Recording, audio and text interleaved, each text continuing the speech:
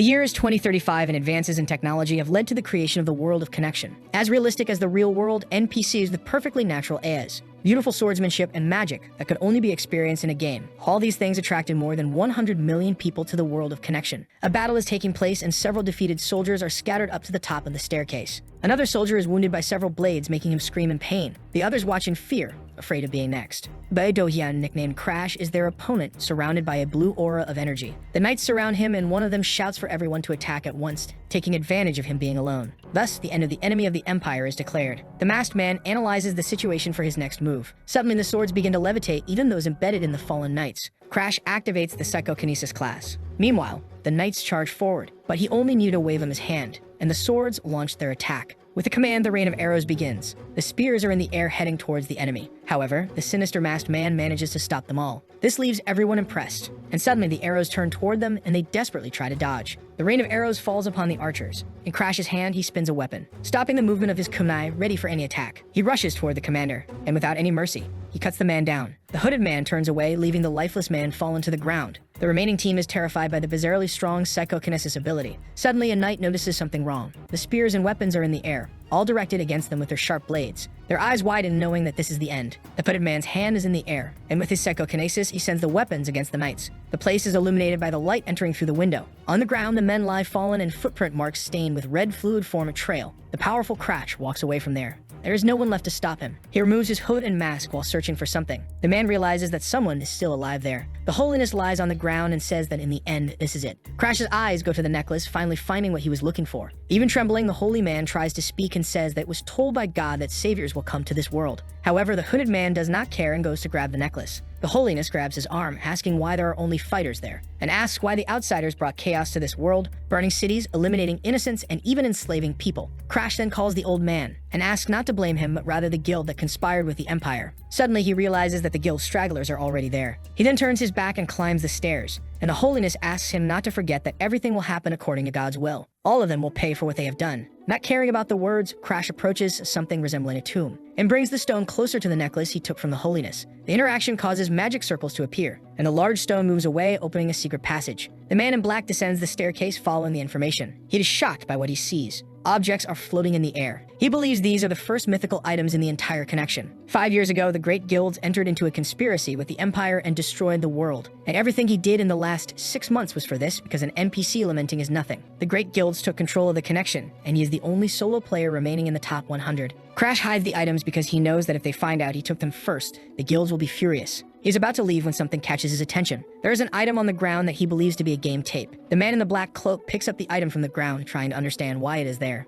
Then a strange energy hits him. He doesn't know what is happening, and he is puzzled when he realizes there was a connection error. The cable is unplugged. Someone tells him to stop moving. He gets irritated because things were going so well. One of the men in suits asks why he moves so much, saying he should just die already, and Crash never imagined they would go so far over a game. The henchman on the phone speaks with the president, asking if he wants Crash taken alive. The call ends and he says the order is to eliminate Crash and take his head as a prize. The man says he should have played at his own level, and even says he thought he could do anything just because he was good at the game and that nothing scared him anymore after he became famous. With the order to cover Crash's face, the man raises the dagger, taking him out of the real world as well. Someone calls out to the Lord, asking him to wake up, and the young man awakens with frightened eyes. His expression is one of horror and fear, and after much confusion, the young man wonders what just happened, since he thought he had been eliminated after being stabbed. He notices someone beside the bed. The young girl wakes him, calling him Rawl and asking worriedly if he is alright. However, he finds not only the name strange, but also something about her. Noticing an attribute window on Anna, who asks if she should call the doctor since her lord was sweating coldly. Rawl feels like he is seeing something he shouldn't with the notification that the soul has settled and that the current number of users is 1. The young man realizes that something is very strange, and that all this means only one thing, that he is inside the world of connection. The place he is in is very large, showing great wealth. He observes the world outside, noticing how he can feel everything very differently compared to when he connected his Crash. The level of synchronization determines strength in this world. Normal players have 30% synchronization, but Bai Dohyun had almost 90%. He managed to stay ranked first for 10 years until the great guilds emerged, but now he doesn't have that body. Now the only thing he has is the information that he's in a closed beta, and currently there's only one user using the system. As he used to do before, he invokes his user, which you can see even in the closed beta. The user information is analyzed, also detecting blocked user information and updating, and with that, he will use the powers of his past life to reach the top again. His name now is Raul, youngest son of Ashen, the 5th Count of the Reuben Kingdom. Regarding the Ashen County, it was the first of all to fall in the connection. The county belongs to one of the orthodox families of the Reuben Kingdom, with the Count and the eldest son dying suddenly and the second son disappearing. A coup occurred when the youngest son inherited, and during this, the barrier of the forbidden areas broke and they could not withstand the monster invasion. Crash then understands that he is the youngest son of this family, his name Raul Ashton. Looking at the horizon, he can only think that this beautiful city will be destroyed in the next 3 years. But he cannot let that happen. No longer having the life of Ba Do-yeon or even of Crash, he concludes that this is the last one. He had to suffer in that other life, and if he loses the chance to live in this world again, it would be too sad. The young man knows there is only one way to prevent the destruction of the kingdom, and for that, he must become stronger. In a month, the traditional coming-of-age ceremony of Ashen County will begin. If he reaches the semifinals, he can enter the academy and will become stronger there. Wielding the sword, the young master intends to protect his life in this world. He then falls to the ground, dropping the weapon that is much larger. The young man does not understand why he is so tired after just a few swings. Through the window, he discovers that his level is 5, a small difference compared to the maid Anna. With this weak body, he needs to start training immediately for the tournament. A month passes, and thus arrives the long-awaited day of the competition. And the young man is impressed by how many people showed up to participate as well, and he understands that he will have to face them. Raul imagines all the pain he felt during this last time just to pass the qualifiers. The last time he checked his level, it was 13 and his stamina is ready. And luckily, he still has that plan for the fights. His thought is to reach the semifinals, but he is interrupted when something taps his back. He turns around to look and understand what happened. The person who gave him that soft tap apologizes, saying your hand slipped. With an ironic smile, the man asks if the precious noble is also there for the tournament, and Raul remembers his name is Diane and behind them are his cousins. The man says he thought he would be in his room crying, and the young man knows he is the second son of his uncle, the Viscount, and therefore his cousin. Diane used to bully Raul during fencing practice in the past. Because of the family motto, the instructor and the Count ignored it, as they must train as if it were real and equally, without being responsible for injuries during training. In the end, his cousin is just a jerk who bullies those weaker than him, and the man tells him to run away because it won't just be a broken bone this time. He declares that he will break every part of the young Count's small body. Diane asks to let his cousin pass, claiming that soon the boy will be crying. Raul observes the man closely, and believes he is the most likely candidate to win the tournament. But confident, the Count wishes for him to laugh while he still can, because he intends to destroy him in the final. The sun is almost setting. The butler is with the daily tournament report which his lord asks him to deliver. He asks if there is anyone even minimally reasonable. The powerful man picks up the papers to take a look, then asks where Raul is at that moment, and the butler informs that he returned to his room after finishing his meal. He believes that the young man used all of his strength during the qualifiers and went back to rest. Then Count Melvin Ashen, Raul's father, dismisses the man. He is finally left alone in his office. Then the man is free to laugh and say that the young man is truly his son. Raul is one of the candidates who qualified, making it to the group stage. The Count never forced his son to learn to use a sword because he knew he was always the weakest among his brothers. But then Raul started training a month before the tournament. At first, he would always fall after 10 minutes of training, but never gave up. Melvin knew he was being bullied during training because of his weak body, but if he helped Raul, he would never learn to defend himself. Thus, he had to wait until his son could fight for himself. However, this went far beyond the man's expectations. When the tournament ends, he plans to visit him. Then finally, the day of the final match arrives. The people in the stands do not seem happy and ask to be entertained. They ask for the fighter to stop stalling and quickly finish his opponent. The fighter is surprised that the weak-looking boy has not yet fallen. The young master remains resilient. He uses his sword to defend against the blow. His opponent even makes an effort to defeat him. He strikes once again, irritated at the young man for not falling yet. The blow pushes Raul a little farther away. In the stands, people watch with astonishment,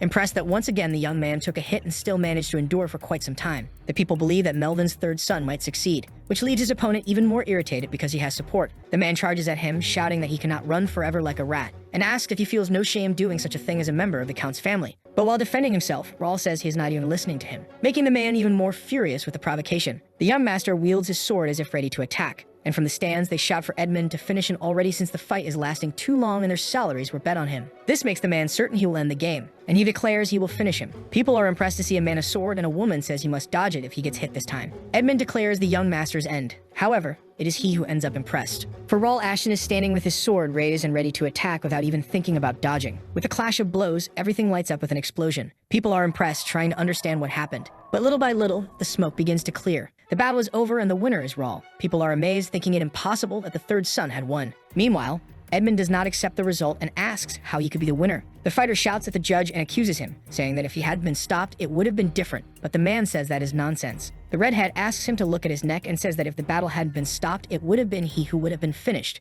During the fight, while Edmund was rushing at the young count, Raul was not just trying to block, but blinded by his hatred to eliminate the boy, the fighter did not realize that Raul was actually aiming for his opponent's neck. Edmund falls to the ground, very frightened. Raul says they need to have a conversation about the man's disrespect towards the county, but only after the end of the tournament, which leaves the man quite haunted. It is already night when the boy returns. He is greeted by the maid who wishes him a good rest. The young master looks back, checking to make sure he is completely alone, and then, with a big smile, celebrates his victory. Raul opens his status window. His sword skill has risen to level 9, and everything is going according to plan. All this using game resources for more XP and fighting a stronger opponent for a long time was beneficial to him. Clenching his fist tightly, he wants nothing more than for his plan to succeed. The game mode gives an X multiplier by removing Revival, a hardcore mode with high risk. At first he complains, but he wouldn't have been able to level up so much if he were in normal mode. Best of all, he has 5 unique traits, being a master in psychokinesis from Ba Do-yun and Raul's royal lineage. The rest of the abilities he plans to unlock as he levels up, and looking at the window, he thinks of an idea. Clicking on the screen, he plans to use it in the next matches of the tournament. The event is still ongoing, and once again young Raul is declared the winner. His opponent is on the ground while people shout his name. The young count has achieved yet another victory. This surprises everyone, seeing the youngest son reach the grand final, believing it to be all a matter of luck. Some believe the young master must be using some trick, but Raul remains calm, knowing that civilians in the early stages of connection knew nothing about the powers that players had. For him, it is better to keep this a secret, so he should only use psychokinesis when players appear, and he believes that with absolute certainty he will be able to hide it with his acting skills.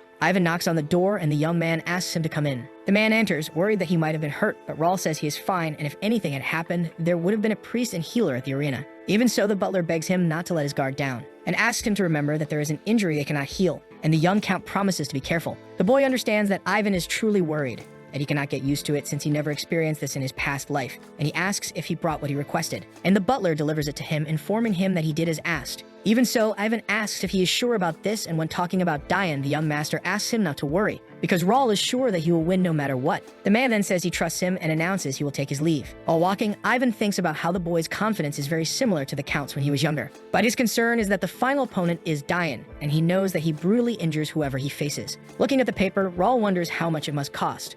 In his hands is the county's betting system created for legal bets during tournaments. The bets also go to the participants. For him, it is enough to secure his place in the family. And only one thing is missing. On the battlefield, the young man enters while his cousin Diane is already waiting for him. And all Raul needs to do is destroy him. The young master stands with his sword drawn, and at that moment, the final battle begins. While some shout that he can do it, others say the youngest should prepare to be crushed by his cousin, but he intends to win with his skills. Diane calls him a weakling, and with a smile, he says he doesn't know how he managed to get this far, but will make sure he regrets coming. The young man also says that the people cheering for the count will soon discover how useless he is. He even says it will be a good sight when he starts crawling with his limbs torn off. To provoke, Raul imitates as if he were all injured and missing parts of his body. Then he asks if he's done stretching his tongue, leaving his cousin in disbelief. Diane is trembling with rage. With mana overflowing from his body, he calls Raul selfish, and the people in the stands believe the youngest won't withstand. But unconcerned, the young master thinks his cousin is just acting tough. Diane's potential talent is only B for Raul. He may look impressive now, but he knows that's his limit. It is declared that the battle begins, and the Viscount says he will eliminate his cowardly cousin. He tries the first strike, but is surprised when Raul dodges. The young master then makes his attack, and people are surprised that he was the first to strike. Being well-trained, Diane was able to defend himself from the blow, but this left him even more irritated, telling the boy to stop showing off. Meanwhile, Raul analyzes his opponent's fighting style and realizes that his flexibility is less than he imagined. As for his strength, it doesn't matter much. Diane tries a strike, but does not hit. Raul defends himself and can clearly see his sword movement. A sword skill with no practical experience, generic of a noble. The fighter then falls to the ground eating dust. Raul, who suffered bullying from him, now sees Diane holding his hurt nose, irritated by the trip he took. More mana envelops Diane, who promises to put an end to his cousin. However, what impresses the young count is that with all that energy, the only thing his opponent knows how to use is a mana sword, and his next move shocks everyone in the audience. With a strike, Raul knocks Diane's sword away. The boy is bored with the fight. Looking at his cousin, he thinks that after all, Diane is nothing, which does not please the man. With all his fury, the Viscount charges at his young cousin, only to be tricked again, and Raul says he has anger issues for falling for the same trick. He kicks his cousin on the ground as if he were a trash bag, humiliating him even more, saying he is bringing shame to the name of the Austin Viscounty. Possessed by hatred once again, Diane declares that he will eliminate him. But in the end, he just ends up getting beaten by his young cousin. Even he did not expect that, ending up on the ground from the blow. The audience is impressed that Diane lost. Everyone is in disbelief that the man lying on the ground is truly the Viscount. But that is not what Raul is worried about. He tells the judge that the opponent has fallen and asks if the battle will continue. The winner of the Ashton County Coming of Age tournament is Raul Ashton. While some say they always believed the young master would win, others are outraged that someone they thought was weak won. Everyone shouts Raul's name and he is happy for his victory. But his stamina is terrible, causing the young master to collapse to the ground and needing to call the healer. The window appears for Raul, leaving him a bit confused by what he sees. With the mission completed, he gained 300 coins, a random skill book, and some attribute points. Thus, he can go to the kingdom's academy. Avon says he is very proud of the young master to the count, and says the boy grew so much in just 1 month. But what Melvin analyzed is that his son toyed with Diane, and if he reached this level in just a month, it is because he is a genius. Raul is still on the battlefield and notices something. It is his father, whom he sees up high, observing him. Then the young master waves, thinking the man probably knows he is good enough to go to the academy. His father shows no reaction. Just like the tournament, the day also ends, giving way to night. Melvin, with all his authority, says he cannot allow it, catching Raul by surprise, who asks the reason. He says he thought he could go if he managed to reach at least the semifinals, but the man says that is situational. Melvin says that from what he saw, his son needs to stay by his side for a while longer. With Raul's collapse after the battle, his father only wishes for him to stay longer, and the young man says that learning about the sword is a lifelong journey. Confronting his father, the young master asks if that is not what he always told him. He says he is trying to go to the academy so he can learn more, just like the count told him, and therefore he cannot be stopped. The man is impressed by his son's words. Then Melvin realizes that his son has truly grown. With not much else to do, he accepts it. However, the man says that if the boy truly wants to go, he will have to get past him, and he declares that he will not hold back even if it is against his own son. The count then asks what he will do. A month passes, and in the present moment, soldiers are gathered heading in a single direction. The flag of Ashton County is attached to a wagon, and inside it is the young master, who despite being bored is relieved to finally be leaving. He remembers the day his father stopped him. The young man then also picked up his sword, and said he would accept his decision. Raul charged at him, and father and son faced each other. Melvin, smiling, even asked if that was all his son had. The two faced off without any clear sign of who would win. The young master then said he would show his true sword skill, but he fainted from his father's attack, who claimed he went easy on him, though Raul believes it was his full strength. He also knows that this powerful fifth count dies soon after the World of Connection begins, and after that, the county is quickly destroyed. So to prevent that, his father needs to stay alive. Raul needs to meet his expectations since he let him go. Thus, he decides he will become stronger to protect his family and cannot lose. Meanwhile, at the county residence, Melvin spies through one of the many windows there. He thinks about his youngest son, thus remembering the previous event, when he asked Raul to give up and questioned how many times he had tried. But the boy said he would never give up. This made him smile, liking his son's persistence. For the count, this is worthy of the Ashton family. Raul then wielded his sword ready for the attack, and Melvin shouted for him to strike him. However, what impressed him was the trajectory of Raul's sword. It simply changed midway, resulting in a small cut on the count's cheek. Raul only managed to cause a small wound even using psychokinesis. Smiling, the count said the time had come. And so he admitted that Raul was no longer a child, but a proud swordsman. The man then let his son go, so that he could witness and know the world. Around the campfire, the men rest. Curious, Raul asks Sir Philip, a high knight of level 92, how far they are from their travel destination. The man says that at this pace they will arrive in 5 days and asks if they should go faster. Needing to train the soldiers, the young master says to continue at this rhythm. Including him and his servants, the Ashton family selected a total of 50 people. Among them are 3 high knights, 6 apprentice knights, 15 trainees, and 20 cavalrymen, all with a potential talent grade of B or higher. The number and skill levels are not bad, and to prevent destruction they need to become stronger. Jake appears, informing that the maintenance of the carriage has been completed, and thus they can depart, and the young master thanks him. The man asks if they really should take so many people to that place for a month, but Philip asks him not to question Raul. And the young count simply says that he will know once they get there, leaving the other confused. With a strange but confident look, he says he will know the reason for taking them all. The free city of Mira, one of the first cities players go to after finishing the tutorial. The place has many missions and hidden items in addition to limiting mana use to prevent irrational massacres of beginner players. Besides all that, the resources are infinite, so players would go crazy over the place. God's Domain, a place full of monsters for players to gather resources. The place was the reason why Raul took everyone to this city, to the resource accumulation zone for rapid level up. For him is a perfect plan, and looking at the window, he realizes he has new missions as soon as he enters Mira. Raul thought he wouldn't be able to use any resources until the official launch, so for him is great if he can unlock more resources by meeting conditions.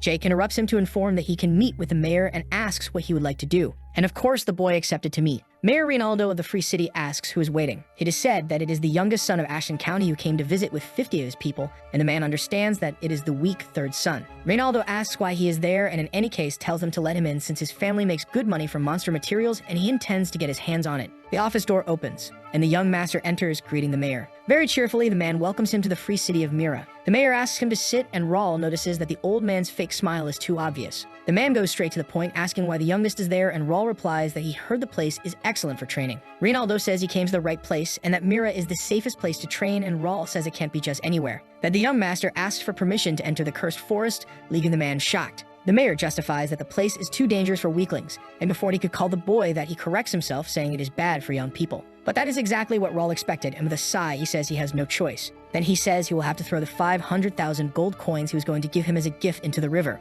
And with that amount of money, the mayor immediately says he was just joking, easily accepting the offer. He says that the cursed forest will be easy for him and his knights, and thus grants permission for entry. Smiling, Raul says he knew a mayor as generous as him would allow it. Now the only thing left to do is to accumulate resources and collect all the rewards, and so he plans to reach the top of the connection soon. It is night in the free city of Mira, a place built for connection players to live, but there are no players yet since the game is in closed beta. Only Raul Ashton has access, and because of that, this city is going through a crisis. There are many inns, shops, large guild buildings, and other facilities that are too small for the number of people living there. The price of land has dropped because of all this. And to be honest, Raul's true purpose for coming there is the real estate market. If he buys cheap land in Mira, sooner or later it will be used to build luxury houses for nobles, guild houses for players, apartments for common people to live in, and in the future, that land will be worth more than 100 times what it is worth now. From what he remembers, as soon as the players arrive and the war begins, Mira, the city blessed by the gods, becomes a perfect refuge. In the past, it was possible to make money just by renting the land. But for him, even that is not enough, considering the war and risks. He has to prepare even more. For him, the great guilds are disgusting, and his crash, he couldn't do anything against their financial power, but this time he intends it to be different. A little nervous, Jake asks if he should just sign. The man calls for Sir Raul, who seems very irritated. Stressed, the boy asks him to sign already. After all, everyone else did, only he is left, and Jake says his mother advised him to be careful about what he signs. The papers are organized and aligned. The woman says that including the young count, there are a total of 51. Thus, the creation and registration of the Pioneers Guild are completed. Then Raul creates the first guild in a world without players, the first and most advanced. They will receive assistance from the system as guild members, and Raul is excited to see the confused look on their faces. At the Mira Battle Association branch office, the young master is next. The woman who welcomes him asks how she can help, and he says he is there to see some skill books and asks about the highest rank. Skill books have different abilities written in them. By reading carefully, one can learn, and the ranks go from F to S. She says the branch has skill books up to rank C, but they can only be bought by VIP clients. Raul asks what the conditions are to become one, and the woman says it can be through missions or buying other books, but it would require spending a lot. Interested in becoming a VIP, he asks how much, and she responds that the spending requirement is 10,000 gold coins. Leaving the woman surprised, the young master says the amount isn't much, and depositing the money, asks to see the rank D books first. Very cheerfully, the attendant asks which ability he would like, suggesting sword, bow, magic, or shield. With a smile on his face, remembering he is the youngest son of the Count. Raul Ashton then asks for all of them. Jake laments the weight he is carrying. He asks the young master if they really need all those books, and with a smile, the boy replies that they will help them level up. Even finding the books well written, Jake says they are only used to train beginners, and Jake agrees, saying he could have bought powerful armor instead. Confident, Raul says that the next day they will understand better and asks them not to worry and to be patient. Finally, the young master is out of the dangers of the street, and looking closely, he imagines that maybe he exaggerated. He remembers there is a limit to the number of abilities a player can use, so normally they can't have many skills. Raul calls up the mission window. When he woke up in this body, he had 2 unknown items in his inventory and wishes to know what they are. He can't even click or use them. But then the day before, when he received a mission, he was finally able to use the items. The boy calls up the inventory window. Raul discovered that one of them is a sealed skill encyclopedia, and he wonders if the mission reward was the activation of this book. He understands that he needs to open the encyclopedia and hold the skill book, noticing the option to register. An aura is emitted by the book, which begins to flip its pages. The purple light then connects with the other book. Something is recorded on the page, and the book falls to the ground. Raul shouts, impressed that it worked, noticing that the mana mark on the book disappeared. However, it will take a long time to do this with all of them, and he wonders if there is a way to register all at once. Suddenly, the books begin to levitate, and again the purple mana connects to all the books. Then they all fall to the ground. Raul is impressed that the encyclopedia understood what he said. Thus, he believes it worked. The mission is completed, and the rare encyclopedia was activated, and the collector and copier trait was unlocked. Raul is amazed that he can steal abilities from others with the copier even at level 3. Meanwhile, the encyclopedia is a mythical item that has records of ancient abilities, and Raul is happy because he is sure it is what he received before his death. Some parts of his past life, like psychokinesis and the items, came with him, but his skills were erased, and this is also a replica. What remains are the 3 EX grade traits and an item in the inventory, and he is curious to know the type of power he has. It is already very early, and a surprised scream can be heard. The young knights ask about the status window and what is the thing called the guild chat. Scared, they call for the priest.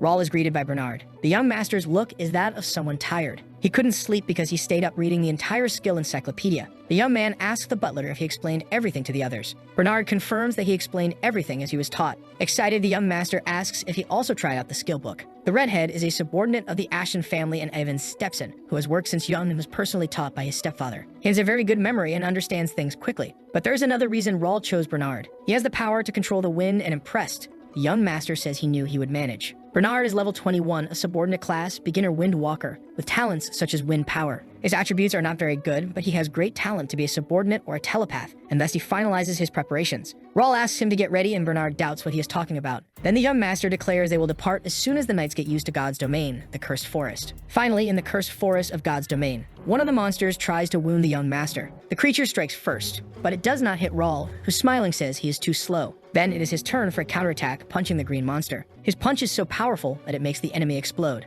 Only the lower part remains. Confident, the young master asks for the others to come. More ogres gather for the attack, and they say they must defeat the strong human. A big red monster seems to be the leader, and he asks everyone to charge. The creatures surround the boy, but the young master is prepared, and with a confident smile, he tells them to come. The Cursed Forest, God's domain, is not just a place to gather resources, it also encompasses the entire city of Mira. If players get hurt, they are healed. If they are eliminated, they revive in this blessed city, which is why it is the best refuge. And in the forest, the blessing is only for the monsters, so the number of these creatures remains the same even after they are eliminated. Humans cannot be revived in the Cursed Forest and must leave it with the items they received from the monsters they hunted. If they attack them outside, the items turn to ashes and disappear, which means you cannot touch the property of the gods. But this only applies to civilians. Players, however, can use the items they obtain from the monsters outside the forest. Excited by the fight, Jake says it is the assistance system. Philip looks at the knight beside him and wonders why he is saying that since the young master is fighting alone. Rawl holds his ground in the fight, facing everyone. The red leader is impressed by the human's power. The fallen weapons begin to levitate, and the young master smiles happily with his psychokinesis. The great monster widens its eyes. All the weapons are aimed at it, then the weapons attack, hitting it. The young master smiles at the success of his battle, and Jake, who is watching, even imitates the hand movement. The knight says the ability is a great help, but Philip tells him to shut up and keep skinning the ogres. But he complains that he didn't come from far away just to do that,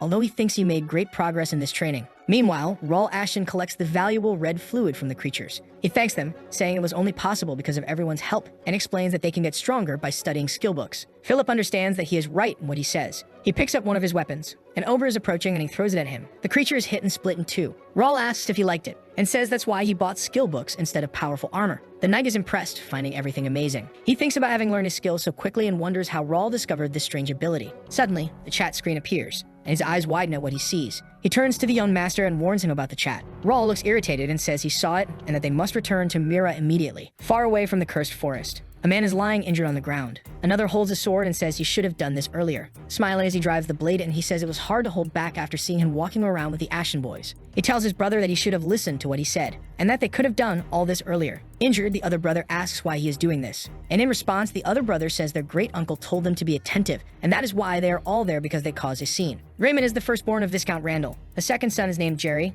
and Kale is the third son. Even close to the end, the knight says they will regret this. Raymond grips the hilt of the sword and mercilessly yanks it out, making the man scream in pain. The firstborn sarcastically says to tell the young master to hurry because they also have things to settle with them. In the end, Raymond finds it strange that they keep reviving. The young knight rides in pain. With a psychotic laugh, Jerry says they will do the same to Rawl, and Kale says he thought nobles couldn't draw swords in the free city. But the eldest son sees no problem with it and says they can just say they didn't do it, and says that thinking about it, it's actually a good thing being able to destroy the Ashen family. Smiling, Raymond says maybe the great uncle might even praise them. His laughter doesn't last long as the upper part of his body explodes. Kale and Jerry scream for him. Then the brothers look back terrified. The young master has no amused look like he had when fighting the ogres. Rawl asks how they dare commit this offense against the Ashen County and says they will have to pay with more than just their worthless lives. Only the youngest of the Ashtons there to face them. Jerry asks if he is crazy for having touched one of the Randall family's sons. The younger brother asks what the knights are doing and how they managed to get there. As a threat, the sword is at the knight's neck. And frightened, the man tries to say that they are the main force of the Ashen family. Philip then informs the young master that they have surrounded the Randall knights just as he ordered.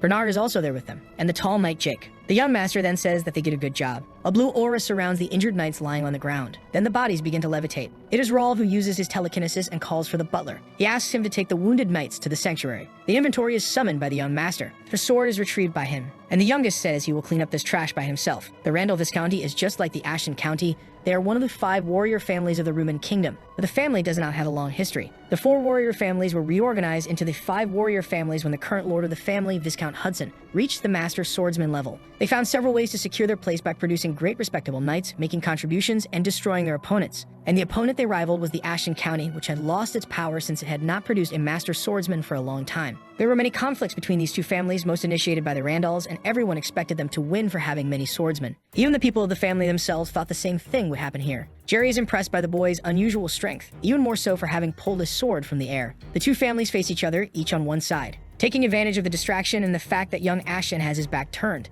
the knight grabs his sword. but he cannot land a blow because Rawl is faster. He only needs one strike, and the knight screams in pain as he is hit. This scares some of the enemies. Philip says the young master ordered that he would handle it alone, so he asks everyone to lower their swords. One of the enemies believes that lowering their swords will give an advantage to the Randall side. Shouting, Kale asks if he really plans to fight all of them alone, and says that this time it's not a training session, then prepares for a mace strike, throwing it towards the young master. But with just one slash, Rawl cuts him in two. The youngest of the Randall Viscounty screams in pain. Only the middle son remains, calling for his brother. Jerry asks his soldiers not to just stand there watching. Frightened, they look back at the tall figure among them. The blonde knight then realizes he will have to move. He says he did nothing because he didn't want to bully a 15-year-old boy. But Jeremy, leader of the Guardian Knights, knows he cannot remain idle while his comrades are being eliminated. For him, that is not right. Even frightened, the other knights follow their leader. Looking at the rapier, the main weapon of the Randall family, Rawl thinks these knights are elite. All of them point their blades at him. While the leader is at level 65, the others are around level 60, and Rawl's current level is 45, making it normally impossible for him to win. One of the knights asks why they don't stop him, and another says they let him do what he wanted, but they won't care even if he is young. Rawl is emanating mana throughout his body. One of the soldiers is confused about what is happening, but he doesn't have much time to think with the strike he receives. The young master grabs his powerful sword, and his body shines even more with the image of his family's symbol. Then he attacks with the bear strike. The knight is impressed with the boy even asking what he is. But Rawl is not intimidated and answers using his sword, making quick cuts on his opponent. Someone else comes to fight him. It is the leader of the knights making his attack. However, Rawl Ashton quickly notices and uses his sword to defend. The two stand still after the clash. Jeremy asks the knight beside him if he is okay, and the frightened man says yes. The leader is impressed that two in elite positions were easily eliminated. He had heard that Rawl was weak, but didn't know he used a sword. He pulls out another sword and says that the young man is different from the rumors, and for that reason, he will have to fight seriously. But Rawl is ready for whatever comes. The enemies face each other from opposite sides. The youngest Ashton notices that he carries a dagger for parrying and a rapier and wonders if he is using the shooting star skill. Jeremy gives a small smile. He says he likes the courage of the young man and asks if he knows that every wound is healed in Mira. And he declares that Ashton won't be able to fight all of them, but Rawl says he must be confused. The young master says he bets that he and the knights didn't even train when they arrived in Mira. This leaves Jeremy scared, wanting to know how he found out. Rawl says that the soldiers trembling even after their wounds were healed are living proof, and he declares that they are not accustomed to death. Jeremy realizes that the youngest Ashton knows not only about combat, but can see through everything and thus is a threat. He asks a soldier to cover his rear. The leader runs to attack Rawl and prepares for his finishing blow. The young master stands still, unafraid of the danger, while the two launch a combined attack, managing to make a small cut on the boy's face. Not only that happened to the young count, several other cuts were made on him. And at that moment, the knight sees an opening. Without warning, he prepares to strike him. It's too late when Jeremy shouts for him not to do it, because Rawl had already launched his counterattack. And with his sword, he cuts him down like the others. Seeing that situation, Jeremy says he was an idiot. He realizes he has no more time to lose, activating the Randall family's sword vision ability and his shooting star weapon skill. Rawl becomes alert to that. Grabbing his sword, he asks the man to bring it on. The two clash fiercely, and as Rawl expected, his opponent has a powerful skill known for its strength in one-on-one combat, making it difficult even with his psychokinesis. But he must keep up in order to win. Jeremy is also impressed by Ashton's endurance. He is definitely dominating this fight. After all, he has put a lot of pressure on his opponent. But there is one thing he doesn't understand: why the boy had that arrogant look. But the only thing Rawl Ashton says is 100%, which leaves Jeremy very confused. With a strike, his weapons are torn away. Impressed, he watches them being thrown far away. The opponent's ability has been examined 100%, and the copy is ready for use. This ability copies exact movements using the recording to store them in the encyclopedia. Jeremy watches his swords in the air, amazed. Controlled, they come toward them. In one hand, Rawl holds a sword, and in the other, he holds the rapier of the Randall Knights leader. Thus, he activates the shooting star ability. Then small fireballs head toward the enemy, making Jeremy both scared and impressed at how the boy managed to replicate his exact move. He realizes that it is definitely the shooting star. Receiving his own attack, the man can only think of one thing. Jeremy screams, asking who betrayed the family and taught the boy their skill. Ready for the attack and smiling, Rawl says that he himself taught it. The leader cannot understand what he said. But in any case, the young master strikes him down, and the status is at 100% synchronization. He now has the shooting star ability recorded for use and adjusted to intermediate one. It's finally over, but Rawl knows that using the rank as ability copy is difficult because it is very overpowered. He can only copy one ability at a time and cannot lose sight of his opponent, or else the examination will restart. That's why he didn't even blink while receiving attacks. Besides that, it's only possible to copy in a one-on-one fight. In the window, he looks at his abilities, which are two: basic meditation, the mental skill of the Ashtons, and the sword cleave skill, Bear Strike. Thanks to the skill encyclopedia, he can use 3 or more skills in the selection slots that allow free usage of them. Something catches Rawl's attention. It is Jerry asking what he is and how he used the Randall family's sword skill. Thus, he realizes the man is still there and asks Philip to eliminate them every time they revive for at least an hour. The knight agrees and asks if everyone heard the order, and they all agree with what was said. The brave Jerry now trembles in fear, begging for forgiveness. But for Raul Ashton, blood must be paid with blood. This is not the Earth, nor a game. This is the reality that has been presented to him, so Raul calls for his knights. Remembering his past life, he intends to do everything not to lose again. Even if it means swimming in a pool of ketchup, he will not lose. From the window, the mayor watches, trying to understand what is happening. According to the plan, when the Randalls attacked Raul, he would earn his share of the money after mobilizing the guards to help. But Ashton alone defeated 15 knights. The boy looks directly at him with his frightening eyes. Randall falls to the ground in despair and wonders how the boy discovered he was there. He thought he was just a spoiled rich kid who had good looks and was weak. This makes the mayor wonder if by chance he is a secret master swordsman from the county. If that's the case, he worries that the boy may have uncovered all his plans as well. The only solution he finds is to try to be friendly with Ashton County in the future. The sudden mission with rescue and punishment completed generated a reward of 30,000 X gold coins and a B-grade skill book ticket. Although he thinks he might have gone a little overboard, the rewards are very good for him. He also managed to get 5,000 gold coins, a spatial expansion pouch that can carry a good amount. Another gain was the unique grade rapier and a set of armor from the Cursed Randalls. He also thinks it was very good to have gotten the B-grade skill book ticket. Stopping to think, he feels that all he got from the tournament was bad. The boy prays, saying he doesn't need anything amazing, but at least something intermediate this time. While tearing the ticket, he only hopes it won't be terrible. The light shines on him as he draws his prize. From Raul Ashton's eyes, it's clear how impressed he is. He won the B-grade skill book, Rivera's Spear Art. Spear Art is a necessary skill for his next destination, the capital, and he smiles thinking that luck is following him. Then he only has one important thing left to do in Mira at that moment. After all, he invested a month for it. Thus, he will ensure he is successful. A week later passes. The young Miss Ashton's son is landing another strike with a rapier, and the ogre screams as it falls to the ground. The young man seems quite tired, but at least he has risen to level 51 and can now decide on a possible promotion. He becomes a sword specialist and an intermediate psychokinesis user. His knights support him happily for becoming a sword specialist at only 15 years old. The young master raises his hand using his ability, thus making several stones rise from the ground and levitate, giving the order for them to go. The stones follow the indicated direction and hit their target. Raul also draws his powerful sword, while the stones continue hitting the ground. With the bear strike, he makes his attack, sending more stones flying in all directions. He asks if it was supposed to be like that, and his knights are impressed with his abilities and that he managed it without their help. Thus, Jake suggests they should rest a little. But Philip grabs his ear and tells him to think about how much he had to sleep for the young master to surpass him. The blonde says it's a joke and that Raul worked hard, and that's why he thinks they should take it a bit easier. However, the young count says that even if it's a joke, he doesn't plan to rest yet, and the knights ask what they should do. Raul asks them to keep it a secret among themselves because he will later tell the family what happened, and they agree. The boy hunted enough monsters and leveled up considerably, while the two fools behind him are in a small argument. Meanwhile, he set all the traps, and all that remains is for the prey to fall into them, so for now, they will return. Now the Empire's dogs must move quickly. Even at night, the city is quite busy. The alchemist Nakia stretches, marking the end of the workday. She comments that potions are very popular lately, and all thanks to Ashton County,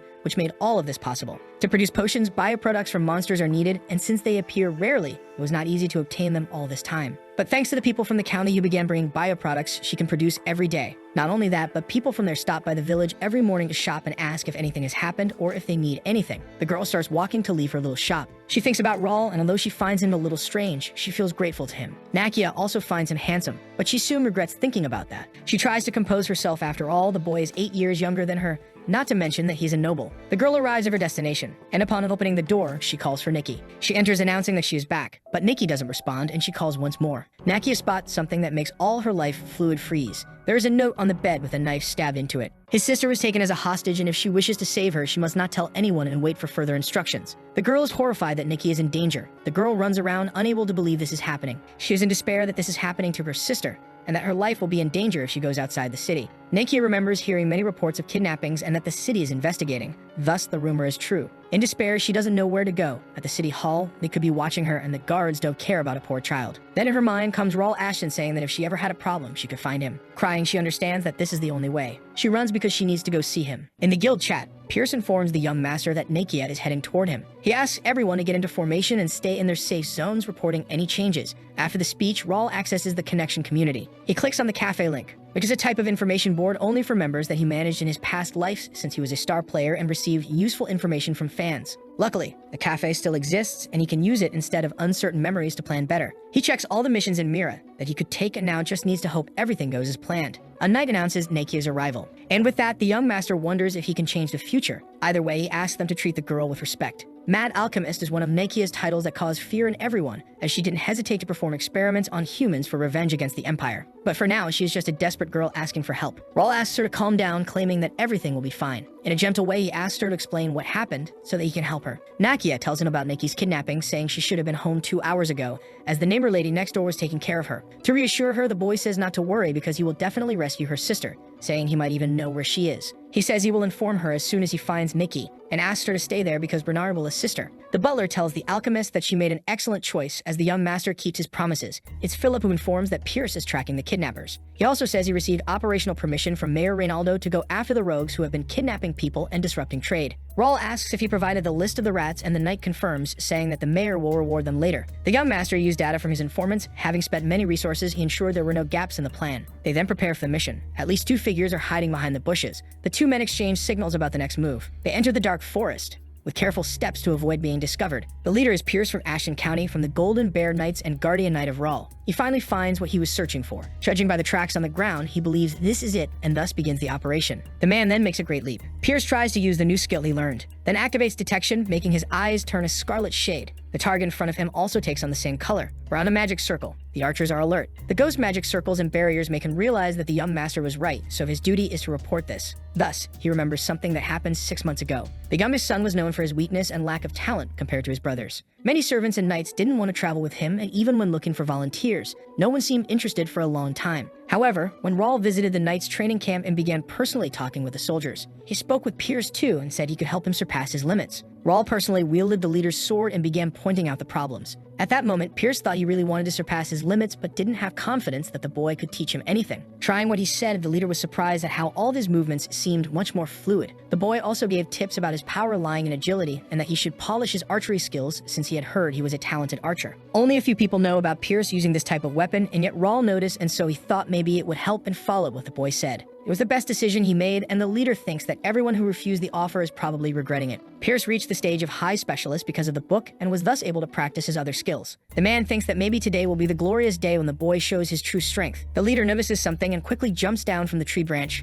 On the ground, he bows. It is Raul Ashton along with his 2 companion knights. The boy immediately notices something in that forest. In the status, it says that a 3-star or higher magic circle is interfering with vision, and it is necessary to destroy or enter it to receive more information. What he thinks is that the hideouts seem the same despite being in different cities, and that Crayon Empire spies were hiding in Mira. Normally, players in the connection receive missions from the starting cities and rewards for eliminating monsters or rogues. However, there are different kinds of rogues, such as slave traders who kidnap people and mercenaries trying to strike it rich. But the most dangerous among them are the spies of the Crayon Empire, the imperial dogs who hunt players and blackmail them to prevent alliances. They are crucial at the end of the game too, so Raul cannot leave them alone. With the young master's order, Pierce fires arrows. They head toward what is blocking their vision, and thus hit both targets at once. Raul realizes there are no other entrances nearby, so he thinks about removing the magic circle with the scroll he brought from the shop. Suddenly, he manages to see the mana flow and wonders if he can do something. Fiddling with his luxurious outfit, he pulls out his sword. Then he inserts his mana into the weapon. The boy then positions himself for a strike against the barrier, and the circle cracks, being a good attempt. Then once again, he repeats the strikes, finally destroying the magic circle. Thus, he imagines that instead of buying scrolls, he can save money. Pierce then orders Jackson Nil to lure them out as planned and says he will give the signal when it's time to enter.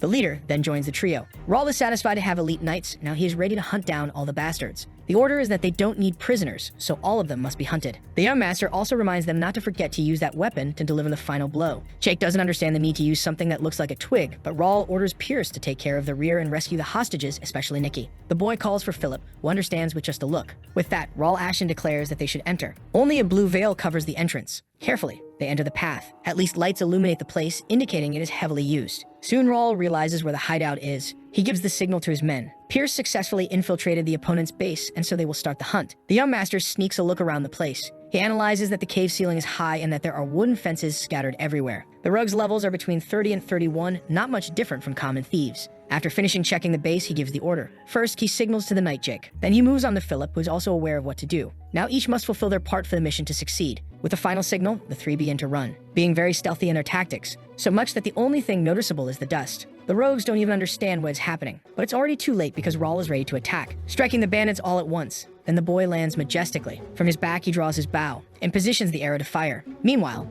Each knight is doing their part. Philip and Jake handle the remaining opponents. Finally, the rogues notice them as intruders and shout for the fences to be defended. More rogues appear for combat. However, Rawl notices that the number of enemies is decreasing. They started blocking his arrows. The rogue archers also join in and discover where Rawl is. The young master quickly realizes he has become their target and immediately activates his psychokinesis, causing the arrows to levitate before they can even touch him. The archers are astonished and call for more reinforcements. More enemies join to attack him, and they are warned that arrows don't work, and the order is to jump on him and attack. Because of that, Rawl changes his strategy, taking another weapon from his delicate pocket. His eyes shine, and in his hands he holds several blades. The order from the rogues is to eliminate him. One charges at the boy, but it is Rawl who attacks first, leaving everyone confused and not understanding what just happened. The arrows continue to float through telekinesis, and now they are surrounding the boy. They are now aimed at the enemies while Rawl himself floats too, leaving his enemies dying of fear, believing it to be magic. Rawl Ashen is aiming at all of them, then a rain of arrows heads toward them. Even if some try to escape, they can't avoid the attacks. Meanwhile, Rawl lands on a pillar as chaos unfolds around him. However, for him, this was nothing and his power is still not strong enough. He has to put more force to pierce through armor. He leaps away from there, leaving his enemies utterly terrified just knowing he is coming.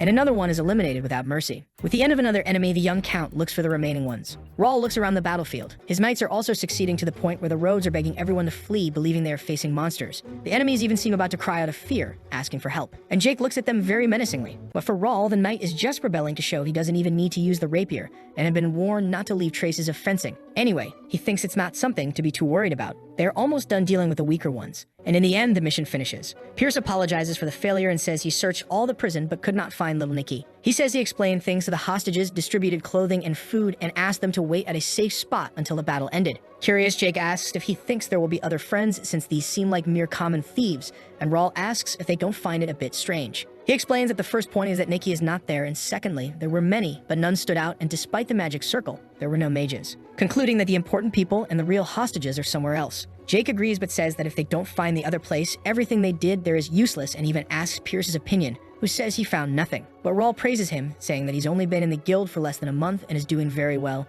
and soon nothing will escape his eyes. With his team's confidence, the young master asks them to follow him because he thinks he knows where they are. They walk toward a cabin. The young master's order is to investigate it and report any suspicious findings. The knights found nothing suspicious, and Rawl asks if it's the fourth cabin they searched. Rawl tells them to prepare because things were about to get tense. He kicks the furniture around, and with a rapier, he strikes the ground. The wooden floor breaks. Using telekinesis, Rawl opens the iron doors, revealing a secret staircase leading to a basement. He notices something coming. A scaly hand with very sharp claws emerges from the darkness. Startled, Jake asks what the hell that thing is. The paw lands on the ground, making everything tremble with the impact. A very strange monster reveals itself with a huge mouth full of sharp teeth. Soon Philip shouts for them not to break formation, as it would be harder if they spread out. The giant red monster launches its attack, and Rawl immediately defends himself. The boy's eyes are sharp on his enemy. He makes an attack, and at that same moment, another monster emerges. Philip explains that they are Imperial Demon Cavalry and that their vital points are different, advising that they should aim for their heads. Even while fighting, Rawl thinks he should have studied the monster's characteristics beforehand. He attacks the first creature, but as expected, he has not defeated it yet,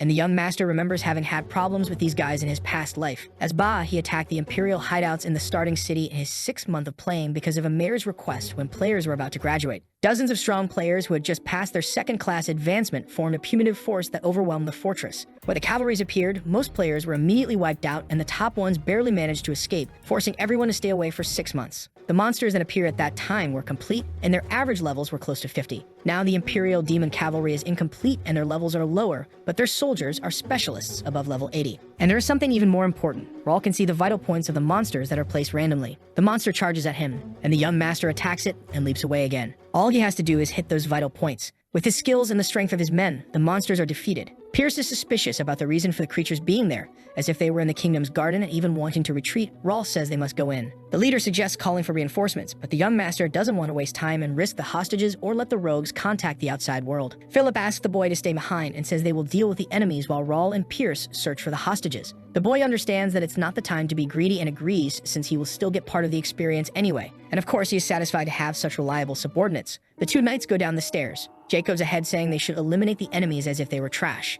The basement is a sort of laboratory with strange experiments, with creatures of all kinds scattered everywhere, and some inside tubes. Pierce thinks they are brave to do this in another country, and Rawl confirms the suspicion that the monsters are experiments made from the kidnapped people. The young man had seen several scenes like this in his past life, yet it still terrified him and even made him think about joining them for the sake of sovereignty. But their emperor is an insane guy. Becoming his subordinate is the same as jumping into a fire with a bomb in hand. There are many nonsensical rumors about the Emperor, but Rawl is certain that he does not see humans for what they are. Humans without royal blood are divided into classes, and when they become useless, they are used in laboratories or become food for monsters. And even high-class citizens, if they do something that bothers the Emperor, they are executed too, like the general who complained about his tyranny. While he was talking to the man, the tattoo on his shoulder glowed red and spread, and then he exploded and died. Rawl remembers it clearly as if he were there. The boy has no plans to survive under someone like that and can't allow experiments on innocent civilians either. They go deeper into the basement, spotting a mage activating circles to secure the escape route. Pierce says there are 4 knights, 3 mages, and 10 cavalry there, with him handling the mages and Philip taking the knights. Jake is left with the Imperial demonic cavalry and asks Rawl to provide cover. But the blonde knight didn't like this division very much. An arrow is fired, hitting the first enemy. They quickly shout that there are intruders. Rawl then asks his team to attack. The young master also fires arrows. He knows that the mages are from the 5th circle and therefore wants to eliminate them first. He also realizes that against this type of barrier, normal arrows won't work, and the solution is to infuse a bit of psychokinesis, and also to create a path with a skill for the arrow's trajectory. Rawl fires several arrows charged with mana, hitting the powerful mages there, thus preventing them from escaping through the teleport portal. The enemies despair as the escape route is blocked, and the order is to break the seal and eliminate everyone, and they all shout that it's for the Emperor. The knights charge, ready for battle. As the enemies come toward him, Rawl keeps a close eye on their every move, but no attack reaches him. His knight steps in front with his shield. Seeing his effort, Rawl wonders how Philip alone isn't enough since he's a specialist knight above level 90. With his ability, he visualizes the status window of the hunting dog, which is level 71 and has attributes boosted by the effect of the red tattoo. Meanwhile, Jake struggles against the monsters and believes they are all drugged. Through the guild chat, he communicates, asking if he can use his sword, thinking the little sticks aren't enough. Rawl says that the others are doing fine and that the plan was made trusting in their abilities, but apparently there's no other choice. However, Jake responds that he just thought it was difficult for Pierce, throwing all the blame on the archer. But that was enough to make him even more vigorous for the fight. Rawl smiles in satisfaction and thinks about doing something too. He soon grabs his rapier to help in the battle. The boy slashes through everyone in his path, leaving Jake suspicious, wondering how he can so easily discover the monster's weak points. The leader known as the Red Dog is irritated because he didn't expect to be overwhelmed. He asks what they are, and seeing them using rapiers, the man believes they are from the Randall Viscounty. However, he notices that somehow their fencing seems strange, and trusting his instincts, he dismisses the idea. In the heat of battle, Jake yells, asking why someone who's about to be eliminated needs to know that, and calls them all the Empire's mutts. His words make the man furious for insulting the Imperial hunting dogs. He looks at the group, noticing someone standing out, and the dog is surprised to see that he is the leader. With an evil smile, he believes he has found his key to survival. The leader shouts for them to give their lives for the Emperor's honor, and suddenly everyone starts transforming into those monsters. This makes Rawl realize that this is the Dark Sacrifice. The monsters attack them again, and even Jake notices the difference in strength. It's an ability that sacrifices the user by burning their life energy and mana to gain incredible strength for a short period of time. Rawl believes they are planning something, judging by the fact they are using this ability. The dog leader is coming toward them, with an evil smile using an E-rank power armor that lasts for 2 hours and consumes mana stones. In the chat, they communicate that Rawl is the target. Philip tries to strike the enemy, but the attack was cancelled by the force shield, and the opponent passes through him unharmed. Finally, he reaches the young master, and delivers a punch so strong that it cracks the entire ground. But he notices something is strange and asks what's going on this time. Rawl remains in place, and thus the dog realizes the boy is also a power armor user, and he is even more surprised by the moving parts, and judging by its appearance, he believes it's F-class. His instinct tells him it will be dangerous once the mobility ends, but he wants to eliminate the boy and throws another punch. However, his punch stops midair. Even Rawl didn't understand as he was going to dodge the attack using the C-rank skill flash. But a message appeared, and he couldn't move. The window says he encountered a hostile power armor, and that the regnator, which was dormant, has awakened. Judging the user Rawl's qualifications, he has a unique, unidentified characteristic among those he uses. In the middle of the battle, he gets a warning that he doesn't have enough mana for a full activation and starts searching for another energy source. The format is successfully fixed using psychokinesis, and the regnator is partially activated, revealing the true power of the power armor. A barrier that blocks all physical attacks weaker than a mana blade, a defense skill that cancels third circle magic, a mysterious core that increases the user's mana and physical abilities.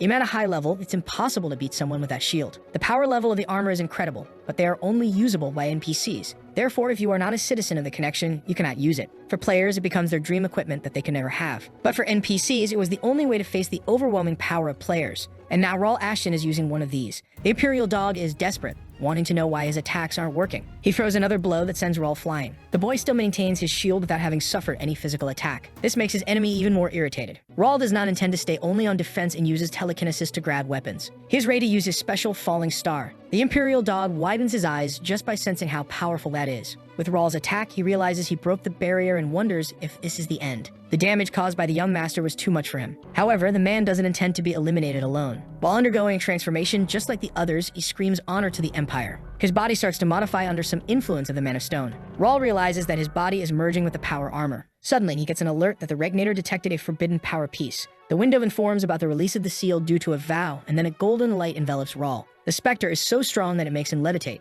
Ashton is also undergoing transformation. The window warns that the Regnator will temporarily reveal its true form. Little by little, this new form is revealed with golden and silver details. In the end, Rawl Ashton is clad in powerful armor. Sparks of golden light come out from his equipment, and the young master goes to face the watchdog. The man has also finished his transformation and rushes forward to launch his attack. Leaping, he tries to strike Rawl, but the boy does not move and calls him despicable, which makes the man, who now looks like a monster, even more irritated. While one attacks, the other defends. Even their companions on both sides stop to witness the fight. The impact of the battle is so powerful that it causes an explosion, and the monsters are thrown far away while the knights try to shield themselves. While the dog threw a punch, Rawl used his forearm to block it. The boy has a new strategy. He makes his enemy float and extends his arm, controlling him with telekinesis. Rawl's power seems to be interacting with the Mana Stone in the Imperial Dog's chest. His command is for the man to be expelled from there. It's as if he's being blown up from the inside out while screaming. His body falls to the ground as the young master's armor begins to break apart in the process. It was pure luck since Rawl almost didn't make it before time ran out. However, something is wrong and the boy begins coughing, making vital fluid come out of his mouth, and his knights rush to his aid. He had never felt like this before. Not even as a player. It made it seem like he caught a glimpse of eternal power. Rawl borrowed the power of the item this time, but he is certain that one day he will get there with his own strength. The magic circles are all destroyed. In his possession, there's the pocket teleportation device and a Mana Stone. He plans to later figure out how to use the item. Pierce appears, informing him that he found Nikki and the other hostages. He tries to mention the losses, but the young master says there was nothing he could do and asks him to collect the belongings to return them to the people. With the news that Nikki is not well, Rawl asks them to hurry and get out of there. Jake asks about leaving the things behind, showing interest in keeping them and claiming many of the items will be useful. The knight explains that the value might not be measured in gold, and Rawl realizes he is right. The armor of his enemy cannot be used by him, but it can serve as proof that they caught the Empire's spies and be used as a test subject for experiments too. The Imperial hunting dogs were not easy. They could easily defeat weaker nobles, making many players give up. Rawl understands there is no need to stir them up for now and that it's best to focus on his own growth and expanding his influence. The young man says it's all part of the plan, asking them to forget it, and besides, saying that he was the one who defeated them, though Jake reminds him of the request not to interrupt. But to their joy, the boy says he will give everyone a bonus for the hard work, then asks them to return and rest well, which gets Jake excited. Rawl wonders whether his knight is clever or just an idiot, but in any case, he asks Pierce for the report, and he says he will ensure there are no losses. The boy is curious to see what they will do. Not just that, but he also wants to know what kind of expression they will make after falling into their trap. His enemies want to know how far they went. The eldest of the Randall family asks the guide if they are really on the right track. They track Ashton to the forest, but could not find any more traces beyond the healing at the sanctuary, because of which they lost money and swords. Jerry thinks they lost because they couldn't use mana skills in the city, and there's no way 12 knights would lose, especially with Jeremy having power armor. With Rawl out of the city, he thinks this is their chance. The guide points the way where supposedly young Master Ashton is. Kale thinks the place looks a bit dangerous, but says they need to go in and find out, and Jerry agrees since they are outside the city. Meanwhile, some knights are startled and wonder if all these people are from Ashton County and why there are so many. Rawl and his knights are marching, taking the rescued hostages with them. The young master speaks to the captain who guided the civilians there as requested. People are gathered in the street, curious to know if it was he who rescued the hostages and happy to see their relatives again. Nakia, who is in the crowd, notices that her little sister Nikki is among the rescued. With a gentle smile, Rawl hands the girl to her. He explains that she is not doing very well, but that they will treat her at the mansion, then calls for Bernard, who understands the message. Rawl saved the lives of so many people who should have been eliminated, and thus changed the future of the alchemist who would have lived blinded by revenge. He believes that maybe she won't become a powerful alchemist like in the past, and the items and potions she invented may not appear in this world. Even so, he needs Nakia for the future of the county. Everything started to change when he went back to the past, and the boy doesn't care if history changes. Rawl doesn't mind what means he has to use, even taking someone's future if he can save many. But he chose missions to gain Nakia's interest. He completed the mission during the night and saved everyone he could. Besides this safe city, he knows the mayor will visit him with rewards as soon as the sun rises. But even so, he feels restless. In the middle of the crowd, he looks at a poor woman crying for her son who did not return. Low-class people who could not pay for rewards, with some who never even had a chance. Rawl's actions were focused only on missions and leveling up, and he realizes he never had a conversation with people who had no connection to that. He told himself he would live in the present when he reincarnated, yet he still feels like he's just playing around as if it were a game. For him, there's nothing wrong with living a life according to the system, but he wonders if just following missions is the right way. Until now, he had only been making plans following Ba's perspective, and he feels he needs to find something that only Raul can do, or he might repeat the same mistakes. Raul asks Philip for information and problems concerning the people who look discouraged among the crowd. Even feeling bad for asking, the young count also requests that they offer comfort, money, and help to find jobs for those who lost their families. The knight says it's unexpected since he thought Raul only intervened when things were advantageous to him, but that no one would refuse to do it. However, he says a certain someone would say no, making Jake offended as he defends himself, saying he doesn't hate doing good things.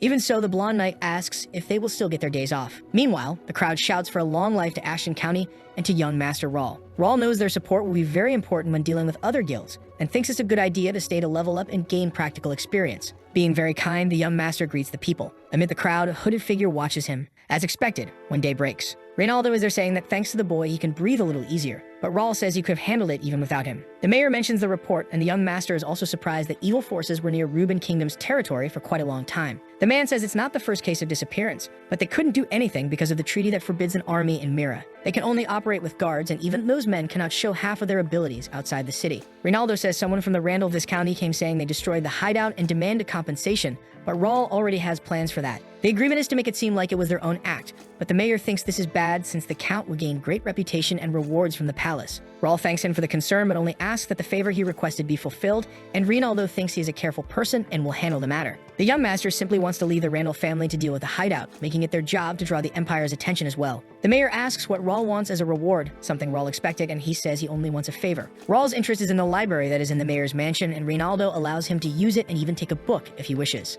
Even so, the mayor thinks that's not enough and promises to show him the secret treasure and let him choose something as a gift. Reynaldo thinks his attitude is very generous, but Ashton doesn't understand why he is acting like that since he was supposed to be giving Raul a reward anyway. The woman who led the boy to the library tells him to feel free to look at everything. To him, the books may seem varied, but in fact they are a wonderful treasure, because it is a library full of skill books, and upon opening one, he is asked to confirm to acquire a B-rank skill called Piercing Thunder. Just thinking that all of them are skill books makes him feel full just by looking at them. With no guarantee he will be able to come back again, Raul intends to carefully search for the book he wants. Suddenly, he can feel a subtle light coming from one, so he decides to take a look at it. It is a study of ancient rituals, spells, and instructional methods for mental cultivation. Raul thinks the title is too long, but opens the book anyway. The skill Quercus meditation art is used to cultivate spiritual power, and during daily life, it can purify the soul by communicating with nature. An exclusive method for users of physical abilities of S grade, and so Raul is happy to finally get his hands on it. In his past life, even with the B grade meditation art, Ba stayed at the top in the early stages, but was later overtaken due to a lack of spiritual power. When trying to acquire a path, it had been blocked by large guilds and rankers. Superpower books had worse drop rates and limited information. Information about Quercus meditation was revealed by a mage ranker who exposed that the mayors of starting cities were hiding S-grade skills, and that one could be found in Mira. As Bay got one in Ignet, a skill meant only for mages, it ended up being a useless trap for him. This time, Raul is different. Since the effects of meditation don't stack, he believes he won't lack spiritual power and his physical skills can improve. If supported with enough spiritual power, it will be much easier to increase his proficiency too. Raul hopes to return to the level he had in his past life before a large-scale war with the Empire begins. He believes he will truly be able to turn the world upside down and is looking forward to that day. And there he ends his search. From Reynaldo's treasure, he chose a moderate mana ring after all. He has much better things in his hometown. What remains now is the personal reorganization he has been putting off for a long time. He completed all 70 missions, needs to organize the skill books below C grade and rare grade items, and also has the 50,000 coins he received. Through the status window, he sees that all his body attributes have surpassed 65 in 1 month, and his level is 55 in hardcore mode, considering himself skilled. Superhumans called Swordmasters or Superior Psychokinetics have attributes above 90 like Ba, whose willpower and senses had reached that level. In this life, he intends to raise all of them even higher, and if the opportunity comes, he will try to be the first player to reach 100. It may seem like a dream, but he really has many opportunities as Raul, such as having the power armor. One of the items that followed him when he reincarnated and his skill encyclopedia unlocked through missions. In the case of this book, he received a mission to undo its next seal by completing 50 random skill proficiency missions. He has no idea what to do with the Regnator, and another thing is that he unlocked a new unique trait, the developer's inspecting eye. Thus, Raul understands that this must be the reason he can see information about NPCs and the flow of mana, though it was only a guess. The young master thinks that if he continues with Ba's same routine, he will cross paths with the Empire when trying to obtain fragments of dark magic stones. But he doesn't need to do that for now, since he is a player and also a citizen of the connection. Choice of scenario and mission depends solely on him. Raul is certain that he will no longer be a puppet moving according to the developer's will, even if he has to destroy it all. The next day, the young master is in his room when someone knocks at the door. Bernard informs him that Nikki has regained consciousness and that Nekia would like to see him. Raul says he will meet her. The young master is greeted as soon as he enters the room. Crying, the alchemist thanks him for what he did and says she doesn't know how to repay him, but he says it's okay, and that he needs her to become stronger until Nikki recovers. He then decides to check on her sister's condition. Very weakened, the girl thanks him for saving her. Nakia apologizes, saying her sister is very shy, but Raul says it's okay and that she's still very young. However, for him, it's a pity that she is not doing very well, and he thinks it's better to check more closely. Raul tries to look better at the girl's condition, and in her gaze, he notices the reflection of a wave, which leaves him not understanding what it is. The young master is confused, wanting to know what is happening, also finding it strange that the others did not notice it. He even thinks for a moment that his eyes are playing tricks on him, but he tries to look again using the developer's inspecting eyes. And what he discovers leaves him quite shocked and unable to believe it. Raul thought she was just any ordinary child, but he is surprised to find that she possesses SF potential talent. Nikki's illness is reducing her attributes, and with her healing, Raul can't even imagine how strong she will become. Worried, Nakia calls out to him and asks what's wrong, and he tries to reassure her by saying it's nothing. But the young master knows he must try. Taking a closer look at this for Nikki, then a few days pass. Looking at some photos, Raul has everything he needs. Almost finishing what he needed to do in Mira, and everything's going well. They found more rogues and slave traders and rescued over 50 people, making the city the safest place. The construction of the guild house was completed and some members now live there. Many rescued civilians were willing to work for them, talented ones, so Raul is quite confident about that. But there is still one thing missing, and someone opens the door before he can think further. It's the alchemist Nakia, who came to meet him. Already settled in the house, he asks about Nikki's condition, and she replies that she is much better. She says it's thanks to the priests who are working hard and thanks him once again. However, despite her words, Raul knows that Nikki's condition hasn't improved at all, as it's not something that can be healed with divine power. Nakia asks if he will be leaving that day and says she still hasn't properly thanked him. Raul says he stayed longer than he should, tightening his schedule. The alchemist asks how she can help him because she thinks there must be some reason why he helped her and her sister so much. Despite her desire to help, she remembers that every noble she met was greedy and is afraid he might be the same. She doesn't want to disappoint him, but Raul says it's not what she is thinking. Raul asks her to read the papers in his hand first. Nakia takes the papers and is quite shocked by the content. It is a letter of pardon for all her past crimes and the withdrawal of all complaints made against her. The alchemist still doesn't grasp the truth of it and asks how he managed it, and smiling, Raul says that luckily, it's something solved with money. The document he handed to Nakia pardons all of her crimes, having cost a good amount of money, but for him, it doesn't compare to her value. She had suffered for 5 years because of mana restriction, a problem she thought she could never escape, but he managed to solve it so easily,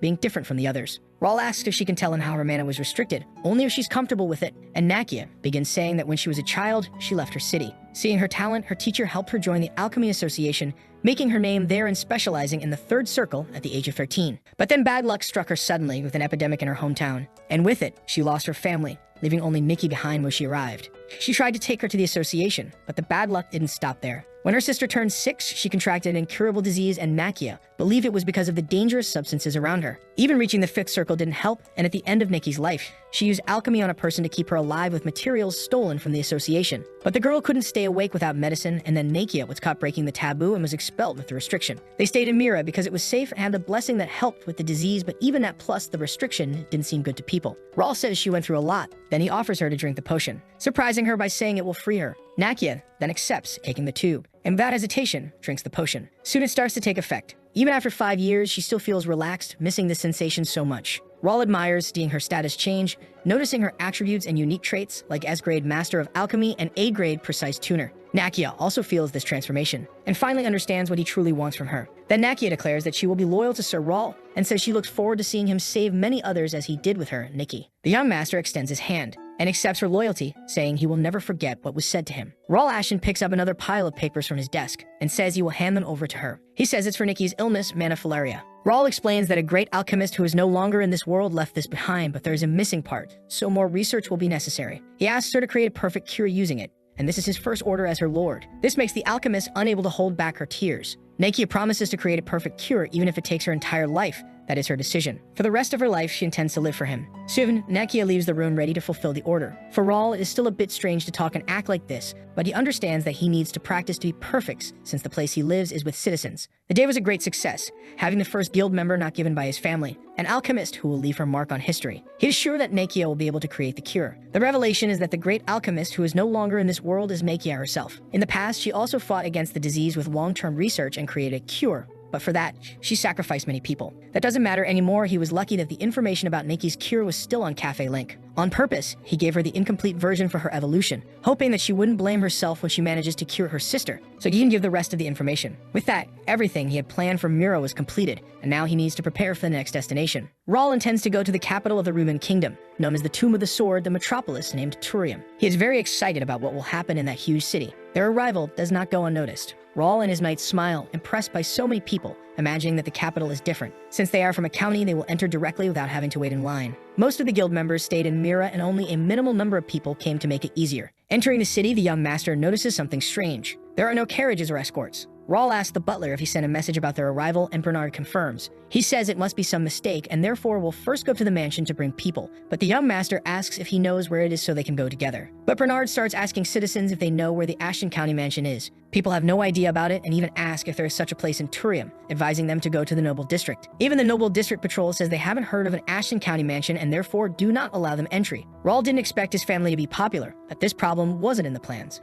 Already, Jake yells at them for not knowing who they are. For the young master, it's normal for civilians not to know them, but it's strange that no one knows, and he had heard about a mansion where trade happens between nobles and royalty. He then asks Bernard to go to the office and get the address, and Bernard agrees without complaining. With the document in hand, the knight finds it strange and says that the location belongs to Baron Gendar. The man says he has been living there for about 10 years and offers to take them there for now. Raul asks Bernard for information, and he explains that the Baron, a man in his 50s, is a distant cousin responsible for international relations. With that, the young master orders them to go to the mansion because he wants to see it for himself. As soon as they arrive, they are stopped by knights who demand to know who he is. Raul states his position as the youngest son of Ashton County and asks about the Baron, but the guards demand an invitation. Even Philip finds the demand strange and asks if they came to the party without an invitation. The man asks them to wait in a corner, claiming he will return shortly. Raul seems displeased to know there's a party going on, and he is not the only one irritated. Jake rebels and asks if they are really going to let the owner of the place wait outside, demanding that Baron Gendar come out of the mansion. But this only worsens the situation and makes the knights sound the intruder alarm. Only instead of an attack, the lances fall to the ground, and the men run away like cowards. Jake is confused, trying to understand what happened for them to flee, and Raul takes advantage of it to enter. However, they are stopped once again. An armed man with a sword shouts that they are not allowed and demands to know who he is. Philip introduces himself as a knight of Ashton County and asks about the Baron, and the swordsman asks what they want with Gendar. Realizing who he is serving, the man is shocked. He apologizes and says he knew of their arrival, but it was too late, and that he will inform the Baron. Everyone finds this reception strange, trying to understand what is happening. The place is quite large, which could take some time to walk around even with a carriage. Raul's eyes focus on a specific place. It is the building that only the direct lineage of the Ashton County can use, and the young master wants to know why he is hearing music coming from there. He also notices strange people sitting in the front garden. Jake asks if there is any event today since someone mentioned a party, and a knight explains it is the Baron's son's birthday, and that parties always happen. While the blonde gets irritated by the situation, Raul observes everything carefully. Someone comes down the stairs to meet them. An elderly large man asks if he is Raul, finding him very grown up. With his ability, the boy analyzes him, noticing he seems too strong. Despite being level 50, he is not a specialist, and thus the young master understands why other families look down on the Ashtons. He also understood why his father left him in charge of international relations despite not agreeing, so Raul asks if he knows him. With a smile, Gendar says it has been a long time and that he is like an uncle to the boy since he and the Count are like brothers, but the young master denies knowing him. The man says it is difficult to understand the family tree because it is a bit complicated and asks to be called uncle. But Raul does not intend to let him take advantage and asks Bernard to explain their relationship. The Airbender says once again that Baron Gendar is his second cousin to Count Ashton, and therefore he is Raul's third cousin and responsible for foreign relations in the capital, leaving the big man irritated. Gendar asks if his father did not teach him to respect elders. Raul asks if he is close to Melvin or just not afraid of the county. The boy asks his knight who can speak to him like that, and Philip explains that only the Count's younger brother can because of the hierarchy. Raul speaks of the Viscount title he will receive upon reaching adulthood, as well as lands, and demands to know why a cousin he has never heard of is belittling him. The man uses the excuse of forgetting that he is now an adult and promises to respect him, but the young master only wants an explanation of what is happening there. But Gendar claims not to know what he is talking about, and this time Philip speaks about not having had an escort despite having sent many messages. As an excuse, he says he sent a carriage, but there must have been some mistake, and the knight demands to know the reason for the party in the main building. Once again, he tries to favor the situation, saying that everything is part of foreign relations and asks what a guard knows about nobility. This makes Philip irritated, but he decides to let it go for now since the young master is there, and at that moment, Pierce appears with the invitation he found. Using it as evidence, Raul says that the party does not seem to have any relation to the Ashton County, and all he can see is the Gendar family crest. Frightened, he tries to say that it is a formal celebration of the Ashton County, and the boy refutes by saying that even the address is in the Baron's name. The arrogant man says once again that it is just an invitation and wishes to end the discussion by claiming that it is beyond Rawl's authority. The young master asks if he really thinks the party is right, and Gender explains that it is a long tradition to use the ballroom when the mansion is empty. Rawl knows that he is not wrong since the practice is common, but for that, he needs the personal permission of Count Ashton. And as temporary Vice-Count, he orders that the party ends within 1 hour, and that a report on the funds spent be made. The Baron does not accept this very well, saying that he cannot just send them away and demands to know if they have authority to a child. Patiently, Rawl asks if he is not going to follow the order. Intimidatingly, the boy asks if he does not care about the family and says that he has no guest there he cares about. By sheer pressure, the Baron says he will end the party but warns that Rawl will regret what he did. But the young master is calm since the worst that could happen is his father yelling a little, and he is curious to know what gave the arrogant man so much confidence. He knows he has no proof about problems in the Ashton County, but maybe he can find something there. And who knows, he might have great luck. The problems have only just begun. They discover that the place they were escorted to is not the main building, but rather an annex of the mansion. The servant explains that it was the Baron's order for him to stay in a quiet place, which the clever boy knows is a lie. But Rawl does not accept it, and says he will not stay listening to this, and will go to the main building, accompanied by his men. They quickly arrive at the main location. Rawl opens the doors, irritated with the whole situation. Even more so after discovering that the 3-story mansion and the office are being used by the Baron's entire family as housing. The Master Count demands an explanation, asking if it is a tradition for ministers and similar officials to occupy the Count's office, and the man says it is borrowed. But the boy does not want to talk and demands that everyone leave, warning that he will not spare anyone's head even if they are family. He also removes the title of Minister of Foreign Affairs from the Baron, leaving the man very irritated. Rawl still gives him a chance to complain as long as he comes the next day with documentation showing that he acted according to his duties. Irritated, the arrogant man says nothing. He just leaves the room, leaving Ashton and his men there. Baron Gendar also moves away from the party, and Rawl finds it the perfect moment to find the materials he needs, as he was worried they might have been discarded, but luckily, they are there. All documents related to the management and finances of the mansion were left in the office, and he believes it will be something easy. In his past life, he studied administration and worked in a trading company, and Bernard is the best specialist for mansion-related matters. Philip enters, informing about the Baron's departure with his family, and curious, the young master asks if they really left without causing trouble. The knight says it was unexpected, and that they left quietly with nothing but the essentials, but Rawl does not believe this and knows they will return. The royal guard suggests giving them more time, but the young master's advice is that it is more efficient to catch them while they underestimate them. Rawl also plans to use the place as a branch of the guild until he finds an ideal location in the capital, and because it is his thing, he will not let worms play around. Pierce informs that the Baron has other support and fears something strange might happen, but Rawl tells him not to worry and to trust the county more. Excited, Jake says to end the boring conversation and take a look around the mansion, doing only what the young master commands. Rawl warns that perhaps the next day they will need to use a bit more force, so it would be good for them to rest, then he dismisses everyone except Bernard. The knights are dragged away by Jake, leaving the two alone. Rawl simply asks the butler if he knows what he needs to look for, and he agrees, saying it is his specialty. One day passes in the capital city. Rawl trains psychokinesis by levitating swords and asks to try once more. The blades meet in the air for a duel, and only one side is resistant. Bernard's swords fall to the ground. In any case, Rawl says he has improved a lot and that he never imagined he would be able to handle 2 daggers like that, and the butler says he still has much to learn. It has been a month and a half since he awakened his power, and the young master finds the butler talented and hopes that the redhead becomes a multi-talented psychic. The young master suggests martial arts training, claiming it is easy and efficient to combine several skills at the beginning. The two prepare for training, but the redhead notices the presence of someone in the mansion. And this makes Rawl happy, as it is something expected of a wind mage with long-range perception abilities, so he tells him to greet the guests.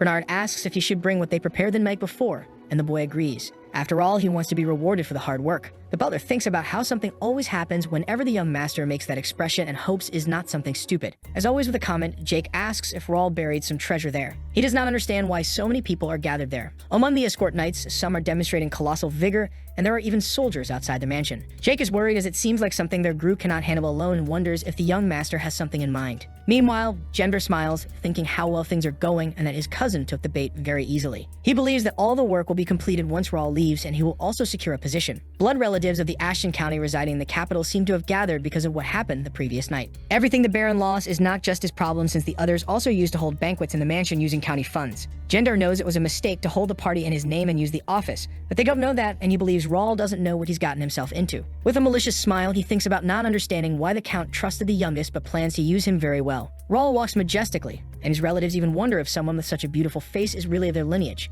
They can't believe that a 15-year-old kid is troubling Baron Gendar. Another asks about him having won the fencing tournament. The young master smiles and says he unexpectedly ended up before many people and asks if they are all there because of the matter with the Baron. It is Gender himself who responds, saying that the blood relatives are angry about his behavior, demanding apologies and that he fix what he did. Raul asks if he can assume the man is the representative of all of them and says that as promised he will try to separate his mistakes and successes. Pointing his finger, the Baron says that the mansion has been managed by them for decades and that it is not something to be messed up by someone they don't even know. Everyone agrees with him, denying Raul's authority and complaining about the reduction in the money sent. The young master thinks that this way he won't have time to talk about what Gender did, but that doesn't matter at the moment. Using his ocular ability, he analyzes the people, believing that things might end up more complicated than he expected. A total of 5 forces have gathered. First, the blood relatives. Second, the spies from the Imperial hunting dogs, which clearly shows the Empire is behind the conflicts on the other side of the continent. But the third category is unexpected, the Knights of the Delamian family, one of the 5 great families of the Brennan Republic. Raul also sees several intermediate specialist knights who has no idea why they appeared there, and there are still more hated people there, such as the Knights of Viscount Randall, with Hoffel of level 61 standing out, the 4th young master of the family. The young master doesn't know about his skills but wonders why someone whose very presence is a weapon would be there and believes it is because of Mira.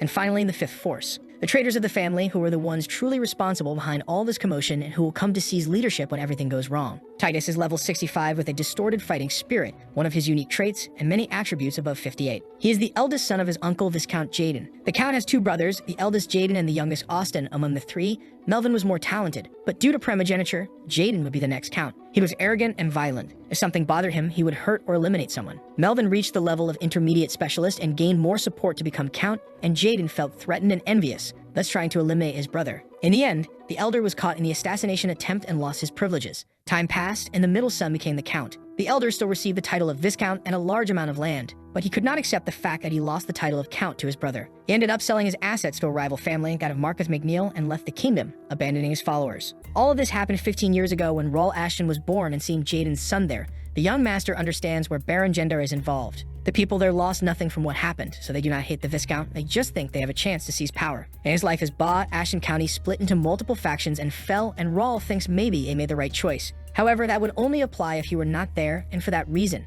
he will show each one the mistake they made. Philip also understands what is happening and realizes it is the moment to act. He makes noise, ending the enraged shouts of the crowd. Raul says he has heard enough and would like to say something, asking his 2 men to hand something over to them. Even confused, the people accept the books. It is the financial management report of the property with investigation materials and evidence about Baron Gender's actions. Immediately, they all open them to check. The information shocks the people and the accused himself is irritated. He quickly tries to defend himself by saying that everything is false. The supporters comment that everything seems legitimate, but it is hard to believe, and Gender says the boy arrived just a day ago and still accuse him of having done all that. Staying calm, Raul asks if they can now have a real conversation. In the report, it states that 200 apprentices are receiving free lessons at the mansion, and the young master asks where they are. The Baron replies that they gave up and fooled with the equipment. The boy uses this against him, asking if all 200 were from somewhere else and not the capital, which is very strange. The arrogant man shouts again, saying they fled and that the selection depends on him, and Raul says there is much to uncover but decides to move to another topic. It is written that he gifted other barons with 100 golden swords, but according to the investigative report, 10 replicas were given to each. It also mentions the supposed mercenaries hired who are not there,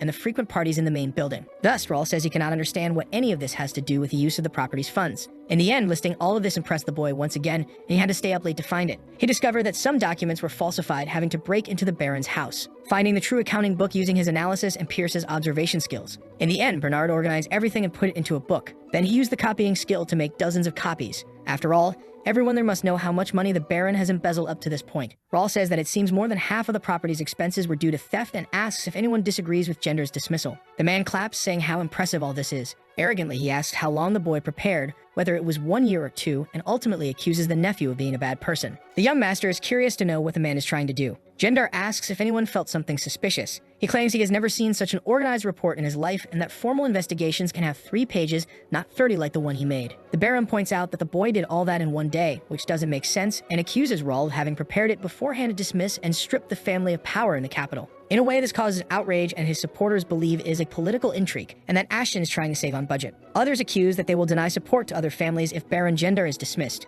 The arrogant man says they must not let this happen and calls for Jackson. He hands over a list with demands for Raul to sign and be forgiven for the disrespect, and the boy boy asks his knight to check it. The demand is to transfer the property to them, as well as the management of the mansion to be determined by the families in the capital. The third demand is to allow the use of the exclusive fencing skill of the main family to be taught to them. Finding it absurd, Jake asks if they have lost their minds to be demanding this when they were spending the money earned by knights eliminating monsters, which they didn't like, but the blonde doesn't care and refuses to give away the house, calling them all mongrels. And his attitude irritates the Baron. He asks how the knight dares insult them and draws a weapon with a sharp spear. The Ashen Guard also draws their weapons, as does the other side. A confrontation is about to form, but Rawl asks for it to stop. The Baron notices that the tall and very strong-looking man did not care about the dagger he pulled to threaten. The three are the best knights in the Golden Bear Order, and he doesn't stand a chance. To try to save himself, he tells Rawl that he was insulted, and if he doesn't execute and apologize, he will consider Rawl the same. With a smile, the boy says it's not as if Sir Jake did anything wrong, and asks him to stop acting. The young master says he didn't expect this to be resolved with documents, thinking that at the very least he would be embarrassed.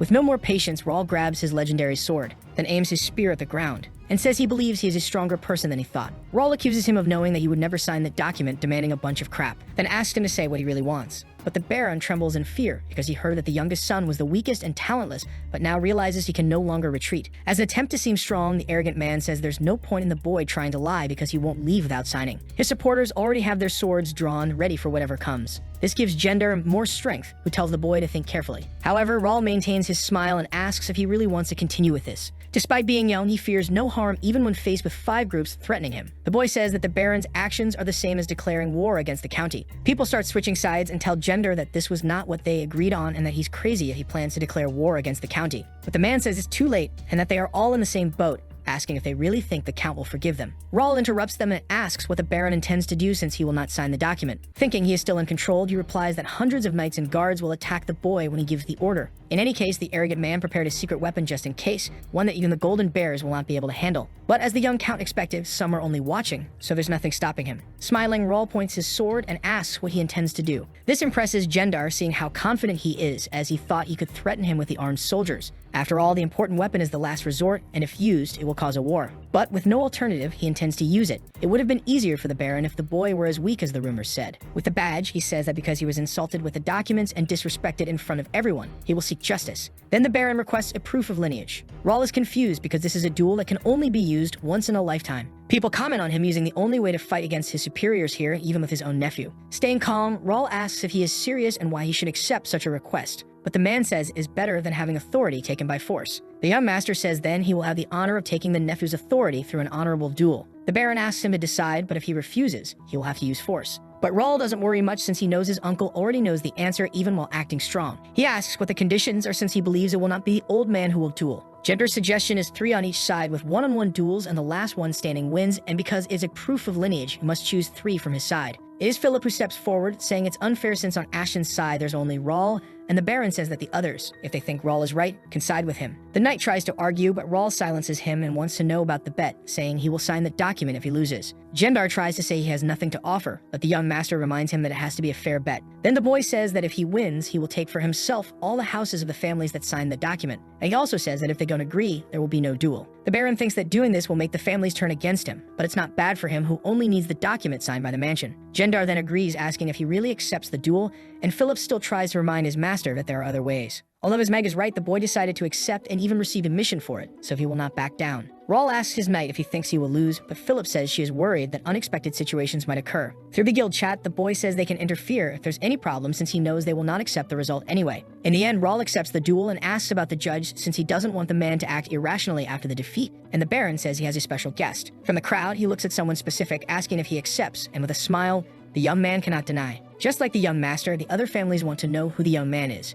Gendar introduces him as someone known for his sword and personality in the capital, under the codename the Rising Star of the Reuben Kingdom. This is Hafel Randall, the Viscount's 4th son. His presence causes a small commotion. He asks people to calm down, saying he is there because he was invited and only came to greet Rawl, not expecting the party to turn into a funeral. In any case, the young master believes he will be a fair judge, and with a smile, the Viscount agrees. They organize themselves so that the duel can take place with the representatives present, and everything is as Rawl expected. No one wanted to stand by his side, which he sees as an advantage by not having to decide which trash is decent or not. The first match begins. Aaron, 3rd son of the Gendar family, is the representative, and the young man is angry since his party was ruined by the weakest of the Ashtons, thinking the boy is all confident just because he won a countryside tournament, intending to make Rawl beg. Then the duel begins. Aaron throws his first strike, shouting that this will be the end of his cousin. Raul doesn't even move beyond activating his skill, and no one understands what happened. Without humor, the judge gives the signal to end it. Thus, the winner is Ashton, who easily knocked down his opponent, leaving the entire audience shocked. It took only one strike to bring down Aaron and leave Gender irritated because his son lowered his guard and lost the chance to restore the family's honor. The Baron asks for the next match to start quickly. Another person steps up for the fight.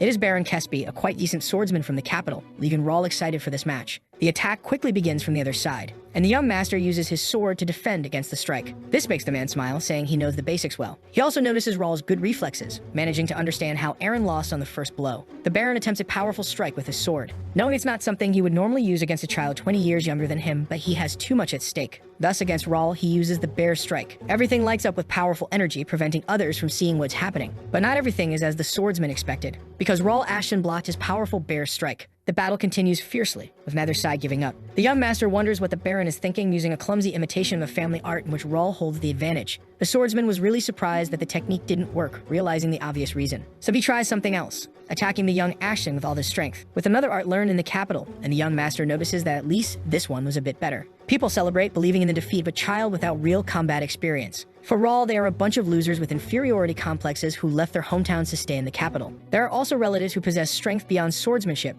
and came with bigger dreams, but they are not here. His sword begins to glow with a golden light, and he unleashes a strike against his enemy. Raul says that honestly it's a shame, because if he had gone deeper into the family art instead of mixing everything, he could have overcome the obstacle. His words do not please the Baron, who thinks Raul is just a brat. He cannot accept Raul giving him advice, especially when he has been mastering the bear strike for the past 15 years. His next attack is the Storm Wolf. The specter of the wild beast charges toward the young master. People are surprised by the Templeton family's technique and believe he learned it in the army. Everyone hopes he will win this time. But Raul is not willing to let things end like that, and launches a counterattack, leaving the Baron with a scared expression. Raul says he doesn't understand. What matters is not the type of sword art you learn, but how well you learn it. Kesby asks if he thinks he can fight just with such a basic form of swordsmanship. But Raul doesn't care about the criticism. It's the Baron's turn to defend, but he ends up receiving an unexpected cut on his leg. He wonders what sword form that was that changed direction in an instant. The Baron tries to guess what's coming next. If it's the 5th form of bear strike, smoothing and piercing, but it's the 8th form, horizontal slash. He tries to guess if the next is the 3rd, spin and pierce, or the 6th form, vertical cut. It's impossible to tell because Raul is switching sword forms so fast that he can't react.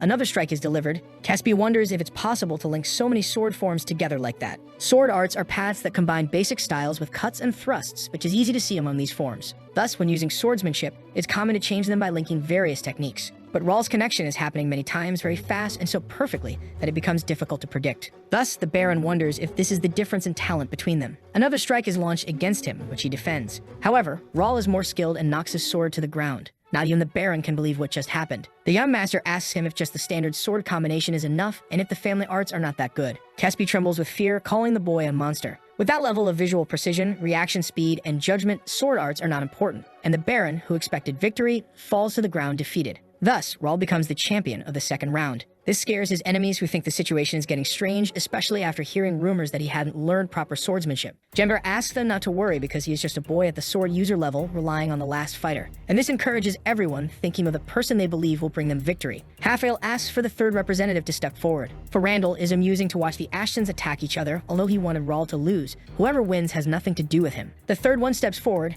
happy that it is finally his turn. The judge wonders if the man's name is Dave, Gender's eldest son, whom he heard has surpassed his obstacle. For him, it doesn't matter. He just wishes the boy would suffer a lot until the end. Then the 3rd match begins, and it is everyone's wish that Dave destroys Raul. Even the young master notices that this time they are giving it their all. Gender's eldest warns him to give up the match while he is still being nice. Otherwise, he will cut off all his limbs with his sword. Raul observes the blade filled with such pure mana, which is expected from Dave. After all, specialists are indeed different. The young master tells him to stop saying nonsense and come fight. The younger Gender obeys, saying he will give him everything he asked for. Going on the attack, he tells the boy not to regret it later. But Raul is not playing around either, and prepares to face him. With his sword charged with mana, the attack he delivers forces Dave to defend. The man says he's just as good at fighting as he is at making noise. His physical enhancement is really good. This makes Raul wonder how long the effect will last. His eyes are closely observing his opponent. Looking at the sword, he notices the mana disappearing, and as he thought, doesn't last long. Dave continues his strikes and asks if the boy is just going to keep blocking. Another attack is directed at Raul, who defends with his sword. However, this one was more powerful, cracking the blade. a consequence of mana colliding between an intermediate user and a specialist. But as he thought, it is not a true mana blade, and now that he has seen everything, he wants to end it quickly. Rawl disappears from Dave's field of vision. Suddenly, the boy appears at his side, accusing him of being a false specialist and a dog of the Empire. This irritates the man, who says it's a lot of arrogance on his part, raising his sword for a fatal strike. But Rawl stays on defense without fearing the danger, having his weapon's blade broken by the strike. The light coming from the sword blinds his opponent, and Rawl takes advantage of this moment to punch him, delivering a strong punch to Dave, who didn't even expect it. The blow leaves the Baron's hair unbalanced, which makes it the perfect moment for the young Count to deliver the coup de grace, wishing him to rest in peace. Rawl punches his cousin right in the middle of the face. With a strong impact, he is thrown far away. Dave even has his nose broken, with his vital fluid gushing out. Wiping his hands after the job is done, Rawl calls for the judge, while everyone else looks at the fallen man. Even against his will, Halfel declares the young Ashton the winner. The boy walks toward his companions while the enemy side stares at him. He laments the loss of the sword he likes so much, and his knights congratulate him on a job well done. Rawl asks Philip to arrest Dave when everything is over because he believes he has the Empire's stigma on his body. The knight agrees and says he also noticed that his movements seem unusual, and Pierce informs that he brought an extra sword. He takes the sword from his archer and asks what he should do at that moment. Gendar cannot believe that it is his son lying there because even though he had broken the rules, he was still a sword specialist. Soon he accuses the young master of being a fraud and having done something as the boy expected. He wants to cancel the duel, not accepting the result. The Baron knows that everything is useless. His plans are already ruined. Gendar still tries to hold on to the documents, as it is the only way to stay close to Jaden or the Randall family. He then shouts for them to seize the documents. The others obey his order. With everything at stake, there is no turning back. But all of this was already expected by the young Count, and the order is to play the same game. However, they didn't even need to draw their swords because someone yells not to touch Rawl. That was the most unexpected thing for him, because the house servants stand in front, supporting the rightful owner. Armed, the order is not to retreat and not to let them get close to Rawl. Meanwhile, the boy is interested in trying to understand what is happening. At the moment, it seems like he stumbled upon an unexpected treasure. Outraged, the Baron calls them inferior worms and asks if that's how they repay the favor. But a servant says there is no favor at all, since it was he who withdrew the donations meant for them, and they only found out because of Sir Rawl's revelation. They are people recommended by the Ashtons to the Royal Academy for having done well in the coming-of-age tournament. With the dormitories closed during the holidays, they stay at the mansion. The money for their support during this period was taken by Gendar, who used them as servants to cut costs related to this. Jake is shocked by all this madness and says he is not surprised that the Baron is in command there, while Rawl believes the man was not like that from the beginning. The knight asks what he should do because he knows someone will get hurt if a fight starts, and the young master says someone is about to arrive. The person finally arrives, making everyone's eyes widen in fear. The tall figure makes them run away even more terrified. Nobody really understands what is happening yet. They only know they are in serious trouble. The man enters stomping heavily without caring about who is in his way. A tall, very strong blonde man asks who is swinging a sword inside Ashton County's mansion. With an inhumanly large body and an arm the size of a waist, the Baron discovers it is Dylan, the Count's heir. He keeps taking heavy steps, and the heir is not alone, being accompanied by his guard. Dylan keeps walking without saying a single word, only showing off his strong physique. An enemy knight holds a dagger and trembles in fear as he points it. The strong man just stares at him. Then the knight learns to fly as he is thrown out through the window. With a threatening look, Dylan tells them to stay still. People whisper about him being the strongest in the kingdom, but the warrior only cares about the boy, and soon they point to Sir Rawl. The heavy blade is stuck into the ground, and the big guy picks up his little brother. Smiling, he lifts Rawl into the air and asks how he's doing, if anyone is bullying him, and even if he's eating and sleeping well. Dylan wants to know if his little brother is really okay, and the young master just wants to be back on the ground because he's dizzy. The man says Rawl has grown a lot in the last 2 months, but not enough because he needs to have big muscles like his. Rawl asks if he came from home like that. He confirms, saying that clothes are uncomfortable and it's cooler to show his body to everyone in the capital, and the boy laments the hair walking around shirtless. Messing up his brother's hair, Dylan says a man has to stay healthy. Giving a threatening smile, he says that if he had a wonderful body like his, for him, the clownish relatives wouldn't have even dared to draw their swords. Then the heir asks about ending this and questions how they have the courage to draw swords inside Ashton's mansion. The Golden Bear's guard draws their swords and points them at the enemies. Everything will be fine, but Rawl wonders why his brother brought the runner-up and all the high-ranked knights who could wipe out the Baron's family. Speaking of which, Gendar is very nervous, realizing that the attempt to turn the tables didn't work. The fourth son of the Randall family is very busy hiding. The knights from the Republic of Brennan, whom he considered his secret weapon, all turned their backs. Smiling, Dylan wants to know who the people gathered there are. He spots someone trying to hide, and discovers a Randall among them, calling him over to greet him as a brother. Having his shoulder hit hard, Hafal says it's been a long time since the two last saw each other, and Dylan asks which son he is. The big guy asks if he still bullies the younger kids along with the third and sixth, and the redhead defends himself, saying that was a long time ago. With his frightening gaze, the Count's heir asks if he is getting angry and stuttering. Hafal denies it. Dylan says he had fun and warns that he won't be able to talk. He keeps acting like that and starting the family problem. He tells him to stay out of it. Kaima, the heir, asks if he wants to stay and chat, but wisely Hafal quickly says he has things to do at home. And before he leaves, Dylan sends the warning that if the firstborn comes to him, he will accept a duel. The Count's heir then asks the others to leave because now it's a family matter. Scaring the enemies, he says that whoever drew their weapon must stay to have a little chat. Grabbing his sword, he starts the conversation by asking what good news they have. Then he asks about the document the Baron is forcing them to sign. Still on the same night of the incident, Rawl thanks his brother but asks if he wasn't a bit too extreme, which his brother doesn't really care about. The young one remembers all the people he brought, also remembering that he has a wife and son, but Dylan just laughs, saying he only gave necessary help with the best people. The youngest contacted his brother the night before and believes he must have rushed to gather everyone to come to the capital. Then the big guy asks why he thinks their father gave him the seal and says it was easier to handle things because he came. Rawl agrees that the Hare's arrival made things easier, and his brother only got there quickly because of the portal, which must have cost 3,000 gold coins. Curious, Dylan asks what he plans to do with about 30 people, and Rawl quickly says he will make everyone pay without forgetting a single one. But the young master remembers that they are still relatives and asks if their father would be okay with that, and the elder says he never got an answer, so he should take advantage of that. Rawl believes it was Dylan who planned everything, not Melvin, since the cafe link said the young man is very political and good at calculations. Combining brain and muscles, the boy thinks that he is definitely stronger than normal. Dylan thinks his brother is too, and besides saying he would just cut off the relatives, he praises him for the good work. Rawl says he didn't do anything except charge forward. But the big guy finds it very cute, saying that he wrote the report and won the duels. The boy tries to resist by telling him to do that with Libby. He says he wants to, but his wife won't let him, even though he's the father, and when shaken, the young master understands why. Getting serious again, Rawl shows his brother a document proving the lineage between him and the Baron and asks what they should do with it. The houses of the 27 people who asked for the removal of the seal are in his possession, and Dylan says he can do whatever he wants, offering help with that. The boy is shocked because it's worth at least 100,000 coins, and he believed the family would take charge since it's a relative's dispute. The Hare explains that it's the reward for dueling them, rightfully his, without worrying about others, and even gives the tip that a man needs to be confident. And he still says that he is an Ashton and handing over the documents. He says the little brother deserves it. Rawl promises to try to be a more confident man and asks if he can ask for a favor. The young master asks him to take care of things this time, and regarding the Baron's house, he will use it because he understands that its value depends on the person. Dylan agrees to take care of everything and promises to teach him something as a reward, warning him to meet him in the field the next morning. Tearing his shirt, the Hare says the reward is teaching him how to have those perfect muscles. He asks if the little brother is excited and eager to learn and scared. The boy pretends he is. The Hare says it's obvious he is, and that their father and Lawrence are curious too, but he will only teach Rawl, which makes Rawl curious. However, he spent an entire hellish month with his brother and swore never to train with him again. Finally, the academy admission day arrived, and Bernard says goodbye, asking his young master to stay safe. He wishes him great results on the placement exam, and Rawl says he will take it easy, seeing no need to go all out against children. Dylan asks if he's really going to take it easy, and confirming, the boy asks if there's any need to give his all. The big guy agrees and says he'll come back when his admission ends, asking him not to worry about him and to do whatever he wants. It felt strange because Rawl thought he would say to give his best, but he can take it easy and graduate from the academy, which is an excuse to stay away from home. Thinking about getting along with the kids already makes him tired. The young master just wants to go calmly. The trip proceeds peacefully with his escort. The place is very large, and he is not the only one wanting to join it. Rawl comments that he didn't expect so many people, and Dylan explains that it's a special day and that those who delayed their admissions are here now. The youngest remembers not having any information in the cafe link, having made a list of who was expected this year, and believes something must have happened there. But he's not expecting to have a life inside the academy, so he shouldn't care. Gerald Rubin, Dalton Templeton, Caleb Randall, and Rawl Ashton are among those admitted to the place. The boy tells Philip that he informed him there would be no lineage from warrior families, but even the prince is there, and the knight explains that there had been no news since Mira. And he realizes that he didn't receive any news because he spent a month training with his brother, so the boy asks Dylan what's going on. The Hare says he'll find out soon, and he can take it easy during the exams, congratulating him on his admission. But Rawl realizes something is wrong, though he can only find out by entering. The students walk around the academy grounds. The young master asks his knights to split up and gather information, especially about the testing center. All of this is a drag because he was expecting weak opponents,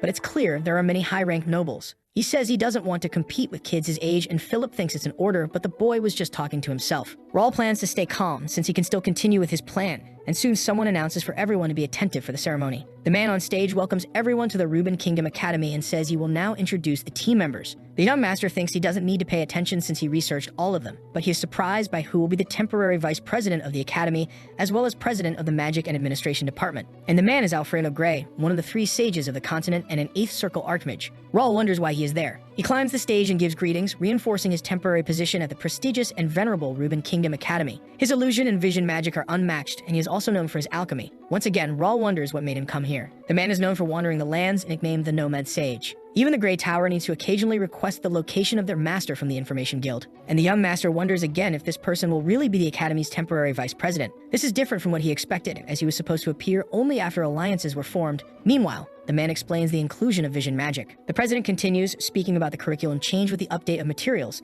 asking students to pay attention to the shared items. Raul believes everything is still at the same level. He was already planning to take it easy, but Spence also mentions a reward for those who stand out. This last statement catches the boy's attention, who thought the test was only to divide the classes. The sword department has classes S, A, B, C, and D, and only 60 enter the first class, so for him it will be easy. The hard part is deciding whether to give his best. Not to mention that he doesn't even know what the reward is, but Jake appears saying the prize doesn't seem anything special. There are advantages like access to the library, personal magic training, and a solo item from the Academy's workshop. Thus, Raul decides he needs to finish first and cannot give up. The classes only serve to increase the mastery of abilities, and he enrolled to find someone important from outside his homeland. Because of the new subject, even if fake, each defeated monster increases experience. And if it's free, he has nothing to worry about. And with the library's reward, he can take missions and obtain hidden skill books. With the right information, the floors are divided by academic year. By winning this prize, he saves a lot of time as long as he can stay in first place. The test will begin soon, and the freshmen are asked to gather in the square. There are boys and girls from all over and of all ages scattered around the place, waiting for a chance at a good spot. Someone calls out to Raul, who turns around to see who it is. A red-haired boy asks if he is the Ashen Boy. By the hair, he already knows he's a Randall, so the young master asks who he is. Raul also says he looks more like a child, which makes the redhead say he is as arrogant as the rumors claim. Out of patience, Ashton turns his back, saying he doesn't even know who he is and is too busy. The Randall tries to touch the young lord, but is stopped by his personal guard. Without knowing which family he is from, Jake says it's better for him to stop. The boy demands he get out of his way, but his guard advises him not to cause a scene with so many people watching, which he reluctantly agrees to. He says Ashen children give him the creeps, and after a long string of insults, he threatens to put Raul in his place. The young master doesn't even care, while his royal guard is ready to defend him. The freshmen organize themselves into lines. In the audience, there are several seniors cheering for their families, and Raul manages to spot the big names.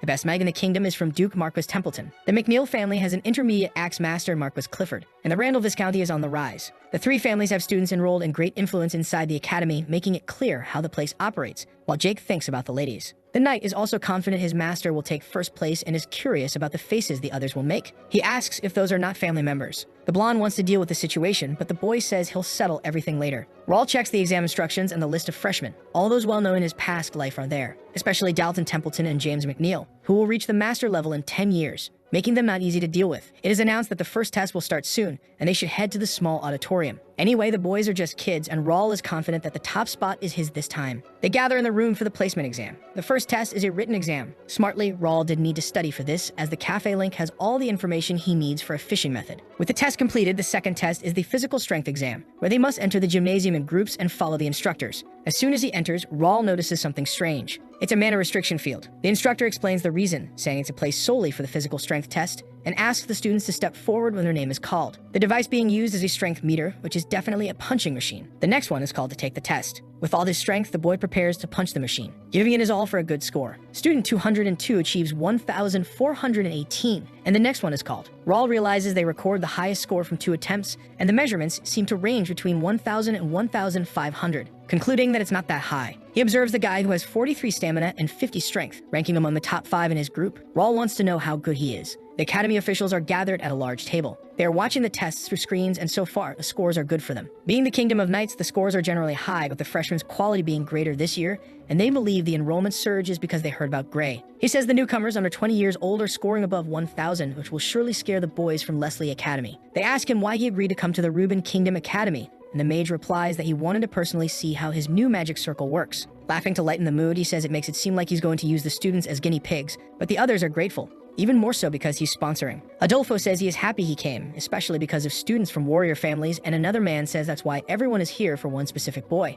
Next up is the 13th son of the Randall family. McKinney introduces the boy Caleb and says the Lord himself trained him, given his exceptional talent. The man says it was the boy himself who asked to enroll in the academy, which makes the others anxious to see him in action. Caleb prepares to punch the equipment, hitting it with all his strength, and surprising everyone with his score of 3,005, which makes everyone notice how exceptional he is, understanding why Viscount Randall favors him so much. They still have a long way to go to catch up to him, but the next one also seems interesting. It's James McNeil, direct grandson of the current Lord Clifford, whom the Chivalry Order wants due to his talent being above the Academy's level. The young man starts his test very quickly. He punches the equipment with all his strength. McNeil strikes twice. The first score is 3,500 and the second is 3,612, surprising everyone by surpassing the average with a new record. It is the highest number ever recorded by a freshman. Gray thinks it's incredible. saying that when the machine was installed, even the best knights barely reached the average, leaving Randall not very pleased. Then they call attention to get ready for the next one. Coming up is Dalton, grandson of a swordmaster, making his first public appearance. The young man takes his test. However, his score is 2,900. Everyone in the room is surprised, but not for the same reason as with the other freshmen. They ask what's wrong with him for having scored lower than the previous ones. He delivered the blow with one hand behind his back. The teachers watch the screen closely, wanting to see Dalton's next move. His second score is 3,008. Gray reveals that he forced him to enroll in the academy, and that's why he doesn't seem very happy. The others are really surprised that Dalton managed that score with a hand behind his back, which doesn't please Randall, who suggests they take a break. But the man reminds the redhead that at least one of the famous families is still missing, and McKinney says they don't need to watch. He says rumors claim the boy only got in by recommendation from the family, and that he is only 15 years old, while most are 19. Randall mentions students who drop out of graduation to seek experience in the academy, which is a pity, and then a laugh startles them. Dylan had been quietly there the whole time. This enrages McKinney, while Gray remembers talking to him, describing him as a well-mannered and persuasive person, different from his appearance. The hair says is an honor, and the vice president smiles, saying it's hard to forget someone with that incredible body and face. Adolfo says he's curious to know the reason for the laugh and asks the young man to tell him. Dylan says it was funny to see all the old men talking, and he doesn't miss the chance to provoke Randall using his own words about it being a pity. The big guy defends his brother, who was accused of coming only for experience, and the redhead shouts that there are no graduates before the age of 20. The two men enter into a heated argument, with Dylan defending his brother to be the first in McKinney wanting to prove otherwise. To be honest, even the blonde is curious to know what Rawl intends. Outraged, Randall says that only talking and no action is typical of the Ashtons, and Gray tries to smooth things over to avoid embarrassing the guests. Suddenly, they are surprised by what they see and ask who the boy is. The focus is on young Rawl. They say his face seems to be glowing, doubting he's even Dylan's brother, and the big guy says his little brother is the jewel of the family. Besides asking about the family's singles, they also forgive the boy's lack of sword skills. Randall asks for silence from them. And the hare knows that the old man knows about his brother's abilities because of the incident with Gendar. He also wonders if Rawl will take it easy, but he wishes that he gives his best because of the commotion in the room. The youngest of the Ashtons walks majestically. Then he positions himself for the attack, giving it everything he's got when he strikes the equipment. It's perfect for those watching the show, but his score is 2,999. Even so, it's impressive for a 15-year-old boy. Everyone prepares for Rawl's next strike, while everything is going according to the boy's plan. People in the room hope his new score won't discourage him because of his age. Rawl gathers momentum for his strike, then, with all of his strength, aims at the equipment, and everyone in the room cheers at the spectacle. Dylan is very proud of his little brother. The young master achieved 3,615, exactly 3 points higher than the highest score. He is too smart, really planning everything carefully. Even the other students are surprised by the boy. The instructor then asks Rawl to return to his seat. As he walks, the others watch him, still shocked. Ashton sits down, and his companions are quite scared of him. At the window, he finds out that the highest score from the first test was 2,820, and that there was no change for the second. He looks for the other test scores, staying attentive and making sure to record all scores, which will be sorted by those who scored above 2,500. Finally, this test ends, and during that time, Rawl noticed something. Upon reaching the specialist level, his physical strength increased, and along with Dylan's training, his strength attribute rose to 68, so he had to maintain the same average as the other freshmen. That's why he had to gather information, so he pretended he had given his best. Rawl used psychokinesis to reduce the impact when he punched. He also used the game system's calculator to make sure he did it correctly. He doesn't know if he needed to do all this, but the real threat is unknown, and he must hide as much as possible. Rawl will keep doing this until players start appearing because his powers are something people would find strange. As Crash, he showed his power as a rank 1. As a result, guilds analyzed his abilities and hunted him down. He had to flee several times and eventually lost his life. That's why he is determined not to make the same mistakes, hiding and eliminating the others, now becoming the hunter. The instructor shouts that the first test is almost finished and asks everyone to prepare for the next one. Rawl checks his attributes before the test ends, and all are above 58, with his level being 55 going to 56. The next test is the obstacle course, mainly using strength and agility, so he has to control himself. The young master hopes that Dalton and James will do their best this time. It's a blessing to be a descendant of the Duke Marquis Swordmaster, but it comes with a great amount of responsibility. The Duke never forced his sons to learn the way of the sword, but they wanted to maintain the #1 title, while Dalton was forced to be the best. And he became better than most people his age, which stressed him out a lot due to his more rebellious personality, accepting the academy as an escape. Meanwhile, the young swordsman complains about the test because he would rather be sleeping at home and tries to understand why everyone is talking loudly. On the scoreboard, he sees Rawl in first place and James in second, which surprises him. He defeated McNeil every time, but he was the best he faced, and now there seems to be someone even above that. The instructor calls them to move to the location of the next test and asks them to line up. Dalton remains curious about Rawl and tries to remember where he has seen him before. He finally finds the boy and asks if it's really him. Ashton stops, confused, and asks who he is. Dalton introduces himself to him, and Rawl remembers seeing a golden sparkle in his eyes, and although finding the boy handsome, thinks he's not at his level. The young master says if it's nothing, he will take his leave, but the swordsman asks him to wait. It's been a long time since he was rejected, and Dalton doubts the blonde really knows who he is, since people usually talk when they know. This makes the swordsman even more curious. He wonders what kind of expression Raul will make when he loses to him in the test. The next test begins in an open field. For the young master, it's something simple since they are going to check how fast he can be running through obstacles. The problem is that they have to run in a full steel armor set, and there are some traps placed along the course. The disqualifications start right away, which scares the freshmen. They were all low-ranked students, but 100 have already failed the test, which Raul believes has something behind it, and others comment that the vice president changed something in the tests. Some test times are 13 minutes and 22 seconds, another 12 minutes and 52 seconds, which the boy thinks is problematic, and he watches to see if others will be faster. Shortly after, the best record was 9 minutes and 12 seconds, which for Raul isn't a drastic change. The next group is about to take the test, so Ashton decides to start getting ready while Dalton, drowsy on the ground, asks if it's already time. The swordsman finds it all boring. In the guild chat, Raul exchanges information, and nothing interesting is reported besides the best score being 7 minutes, and he asks them to keep the group updated. Being number 285, the instructor explains to him about traps and obstacles being illusions, but the damage being real. If the registered damage is greater than the armor can withstand, he will be disqualified. Then number 285 begins his test. The armor is very old as well as heavy and complicated to move, so he understands why so many failed at the beginning. But it's nothing major for him, who became stronger after reaching the specialist level. Obstacle number 1 is the torrent. Raul thinks about the illusion magic that makes everything so real and wonders how many mana stones they used just for the test. While he jumps, he considers it all a waste. Obstacle number 2 are traps in the forest. Raul runs, trying not to lose his rhythm, but ends up stepping on a trap. This triggers very sharp arrows flying toward him. He immediately notices them. He also escapes another trap, and yet another one where he uses his sword to defend against daggers, and at that moment, he thinks about checking the others' times. The boy opens his guild chat window while still dealing with the weapons. After finishing, Raul puts his sword back in place. However, something else is coming toward him, but he manages to handle it well. While James and Dalton are going very fast, likely finishing the test in about 5 minutes. Caleb is also moving quickly, though not at the same level as the other two, and the young master notices they are relaxed just by the way they are moving. In the end, Raul asks them to monitor them separately and to send updates about James and Dalton's progress. The young master is surprised by what is ahead of him, a suspension bridge and a hill along the cannons, which will make things annoying for him. But that won't stop him, because Raul Ashton is there to be the best. The boy runs across the wooden bridge. In his hand, his sword is ready for defense. He needs to maintain this speed, but notices a strong wind. Thus, the bridge starts swaying, making him lose balance. Soon the cannons start firing. Fireballs are flying in all directions. And if he does nothing, Raul could fall. The boy is ready to defend himself. It would be easier if he used his mana blade, but he can't reveal that yet. What he is doing needs to be enough for his survival,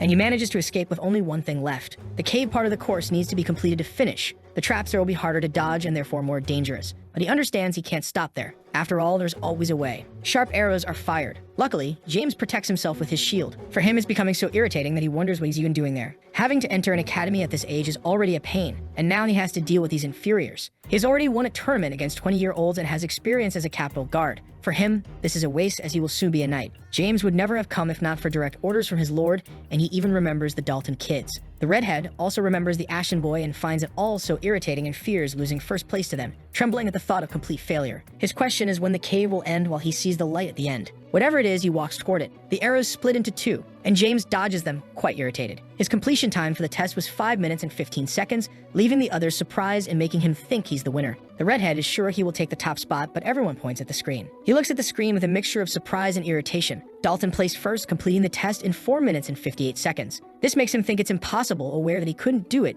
even if the course were in a straight line. As for the swordsman, he only thinks that he's finally warmed up. While James is angry that his plans are ruined, the others are impressed that Dalton isn't even tired. The boy only wants to know where Raul is, leaving the redhead even more shocked and surprised that he wants to know about the Ashen boy. After all, he knows that the swordsman never cared even when dueling against him, which increases his doubts about what he wants with the boy. But he doesn't want to bother with it, and believes the 15-year-old boy, who isn't even a specialist, is incapable of beating his score, and once again they point at the screen. This time it caught James even more by surprise. Raul came in first place, finishing the test in 4 minutes and 55 seconds, with only a 3-point difference from Dalton, and Caleb ended up last. The freshmen wonder how he is doing it. Meanwhile, Ashton is calm, managing to do things just the way he wanted. Angry, James wants to understand what happened since Raul isn't even a specialist. But Dalton is finding everything more and more interesting, realizing that life at the academy won't be as boring as he thought. In the room, the adults are also surprised that the boy Ashton was the first again, which means he will stay at the top. They congratulate Sir Dylan, saying the whole show is amazing, and he shyly thanks them. Their curiosity lies in whether Ashton's county teaches ranger techniques at such a young age, and the man had hoped Raul would be more straightforward than James. Dylan says that his brother is very special in the family, having learned various skills. He had to respond to them, but even he did not expect Raul to pass through that course in that way. James went through the obstacles, destroying everything, just like Dalton with his longsword, both using what their families are known for to get through the course. Raul used the two-handed sword as an Ashen would have, but his extremely precise movements were far above expectations. However, he did not activate a single trap while passing through the cave with movements that would be impossible for anyone other than an experienced rogue or ranger. Dylan also noticed that he did not even use the mana blade, realizing that Raul was hiding that he is a specialist with ranger skills. The hare concludes that they are going to talk with fists because of that lie. Still, he is very proud of his little brother. The second test was completed, and the academy placement exam was finalized. After the long tests were over, Raul's family members congratulated him on his victory, and then he went to the carriage to avoid more attention. In the end, the boy was very tired, having gone through all the trouble to hold back, hoping the others believed it. Everything is fine for now, and he feels he just needs to rest a little. Slowly, he starts to close his eyes. From the darkness, a voice is heard. With the girl in his arms, Ba screams, asking why they did this. Smiling Hand Gilju says that he is acting like he lost his family, but tells him to let it go since she was just an orphan. The man says he kindly asked him to join the guild, and if he had listened, nothing would have happened because even being rank 1, he would not have defeated them all. Ba looks irritated, and the leader asks why he is glaring at them for having eliminated just a random NPC, saying the person was nothing awakened something in him because the woman meant everything to him. They met during the main quest, and she had been his guide ever since. Spending over a year protecting the girl, she was basically his family, and he simply lost her to a guild that was irrelevant to the mission. Han keeps laughing and tells him to go ahead since he was already thinking of eliminating him, and he orders his men to do so. The knights attack, surrounding Ba, who is still holding his only family. An energy passes between them. Daggers and any weapons on the battlefield strike the enemies. Ba is almost there in his revenge. With the swords, he uses psychokinesis to form a circle, and they head toward the guild leader, Daesung. This terrifies the man who knows Ba is rank 1 but still thinks it's too overpowered. He complains about the gacha company for only getting crappy skills after spending so much money. Han senses the danger and chaos he caused in his life. The hooded figure is standing, aiming at him. But before delivering the final blow, Ba wants to know why the guild is eliminating the NPCs. He demands an explanation. Ba asks if he is not afraid of the penalties. Eliminating quest NPCs is extremely disadvantageous for players. It causes accounts to be permanently deleted and all related accounts to be banned. The mission continues with new NPCs no matter how many times they are finished, so Ba asks why he risked the penalty. Smiling, the man asks if he really thinks they fear a penalty, and says that only commoners like him care about that because many people are willing to do it as many times as they want. Ba grabs him and demands he answer the question, but Han says he doesn't intend to, since he is about to be eliminated and is not afraid because he used a resurrection potion. This makes the hooded figure furious, as it confirms the rumor that the man is the grandson of one of Korea's biggest companies, and the leader says he will have to kneel. Holding the enemy's head, Ba asks if the person with the most money wins both in real life and in the game, but that doesn't change what he thinks. He then drops the man unconscious on the ground. That day, he swore before the girl he could not protect. The young man cried with the lifeless body of his only family, wishing she would come back. Ba's promise is that he will eliminate him until he gets tired of dying in the game and will eradicate the Daesung guild from the Connexo world. Raul Ashton's eyes open. This is the first time he dreams of his past life. Something feels strange to him, just like how he couldn't keep the promise he made to that girl, and suddenly something appears in his field of vision. He is puzzled by the icon he has never seen before and wonders if it is related to the notification he just heard. It's a warning of an update that will happen in 1 month with an open dungeon, a portal system, the release of some NPCs for missions, and a new guild system. Raul immediately thinks that this means he will see that guy again soon and intends to protect the girl this time. The only problem is that he can't predict the exact moment of the update, so he doesn't feel prepared enough. He has 1 month and knows that nothing will happen right after the update, but he fears missing the chance and ending up delaying his plan. The young man wants to master the scenarios and gain as much as possible before another player enters, as future decisions depend on the time he has. Raul has a lot to do, especially expanding his guild. He needs to plan everything very carefully overnight. He stayed up all night planning everything and made the most efficient and concrete plan. And he is not the only one thinking about what to do. Silver Zero, the leader of the Imperial Hunting Dogs, starts the meeting. It is reported what happened first with the king only appearing at the regular meeting, the absence of the Sword Emperor, and the highlight being Freshman McNeil. The redhead tells the order from the base that exactly in 1 month the grand plan will begin, which the others celebrate as everything being a success. But the man demands silence, saying this is only the first step and asks them not to forget their functions, which are more important at the moment. Silver Zero asks Number 7 if he finished the investigation in Mira, and he replies that it is complete but uncertain because the involved kingdom made it difficult. He says he is sure the Randalls are involved, but the other thinks it is nonsense that the exiles to Mira invaded the camp. Another piece of evidence he uses is that they declared victory, as well as the power armor equipment and tracking spells pointing to that. The other disagrees, but the leader tells them to stop, wanting to know what else there is to report. Several reports that the youngest Ashton showed himself and that he and his group did not appear near the base, only staying in the city, and Silver asks if they were together. With the denial of the families working together, the leader asks to exclude them from this, and the next report is that they saw someone who might be Gray. But the redhead asks to stop the investigation because the important thing at the moment is the grand plan about to start, only wanting to warn the Randalls. He asks Free about the academy since he thought James would stay in first place according to the plan, and the masked man says Rawl appeared out of nowhere. Styx, responsible for the Ashtons, says he doesn't know what to say since the boy was useless, but started showing great skills this year. Silver thinks that a 15-year-old boy cannot ruin the plans and that he already had something planned to use him, but may need to change it. He says Gray is more important, and now it's 8's turn to report that a guild has been causing trouble in the underworld, but is almost dealt with. The leader gives the final warning that 1 month ensures there won't be problems and asks them not to lower their guard until then, and for them to remember that a small variable can ruin the entire plan. Finally, the next day begins. For Rawl, staying up all night was exhausting, but at least he thinks it won't be a problem in the future, choosing to attend classes 3 days a week with main lessons. As he walks, the students comment about him, impressed that he got first place, being an intelligent, skilled, and handsome boy. But there's no reason for Ashton to care about them since the academy is just a small part of him. He's only there for a few things he needs, and Rawl spots the list with the placement exam results for Class S. Besides the ranking, he wants to know if there is anything else. The mission reward is experience and 500 gold coins, which he thinks is very bad. He is curious about the extra reward. Although he wants to know, he understands it won't be much since it was a D-rank mission. In the classroom, while some students seem focused, others seem like they don't even understand why they are there. For Rawl, they are as useful as he thought they would be. They are essential, but still just basic. The other students are avoiding him, even though he thought Caleb, Dalton, or James would bother him, but he prefers it to stay that way. The first day wasn't bad at all, and as Ashton prepares to leave, someone calls for him. In the boy's hands are the information about the benefits, and by showing it at the library or training center, he will be registered. He's also informed that Vice President Gray is looking for him, and thus he finds out that the extra reward is to meet the Great Sage. Alfredo is the legendary hero who fought against the Empire, and apparently the boy is going to meet him. He is excited, but also worried. As soon as Rawl knocks on the door, he receives permission to enter. Politely, Ashton enters the room, unable to hide his look of astonishment. The Great Sage welcomes him. With a smile, the Great Sage asks him to wait while he finishes signing some documents. Rawl has never seen him before, but he is exactly like in the videos and photos from other players, a typical noble with an unusual aura around him. He wants to know more, just take a quick look, but he can't see his level or attributes. Gray surprises him by asking if he can see anything. Luckily, the man refers to the documents, acting as if he knows his every move. Nervous, Rawl says it's very difficult to find him, but the vice president says he will stay at the academy for a while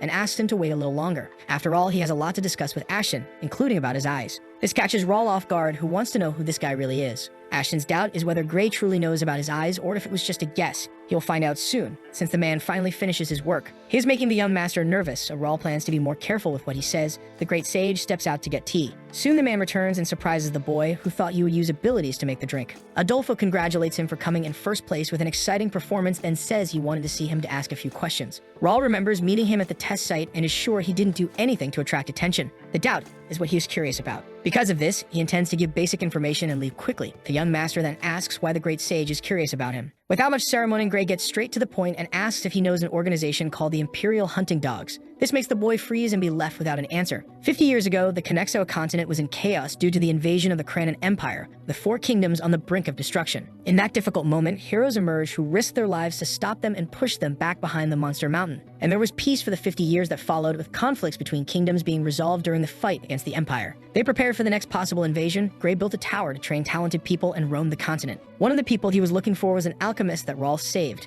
Nakia. He could have helped her when she was expelled from the association, but couldn't because he was handling other important matters. Having heard about Nakia's forgiveness, he went to Mira. He stayed there to take care of her and witness Rawl's and his companion's generosity. He discovered the truth behind the conquest of the Imperial Hunting Dogs, that the Randalls took advantage of Ashton's work. Thus, the man realized the boy gave the credit to another family, avoiding the Empire's attention, and even being so young was preparing for the future. For Gray, he is the perfect man to be the hero of this world, and thus decided to watch him very closely. Now Rawl doesn't know why he is there, but intends to stay alert and doesn't even know how to answer about the Imperial Dogs. He knows the man always gives missions related to the Kranan, but he can't mention them since there's no need to get involved yet. The Great Sage says he is being cautious and that if someone else asked about it, he should stay silent because it is too dangerous for him to handle. He says he has been observing him since Mira when he handled the conflicts very well and that the Randalls will have serious difficulties. Rawl is surprised, wanting to know how the man has all this information and worries that if the Viscounts find out, he will have problems. But Gray assures him that he will not tell anyone because he made a good choice in staying silent, so Ashton wants to know how much he knows and why he will stay quiet. Drinking his tea, the vice president asks if he knows why the Kranan Empire is dangerous,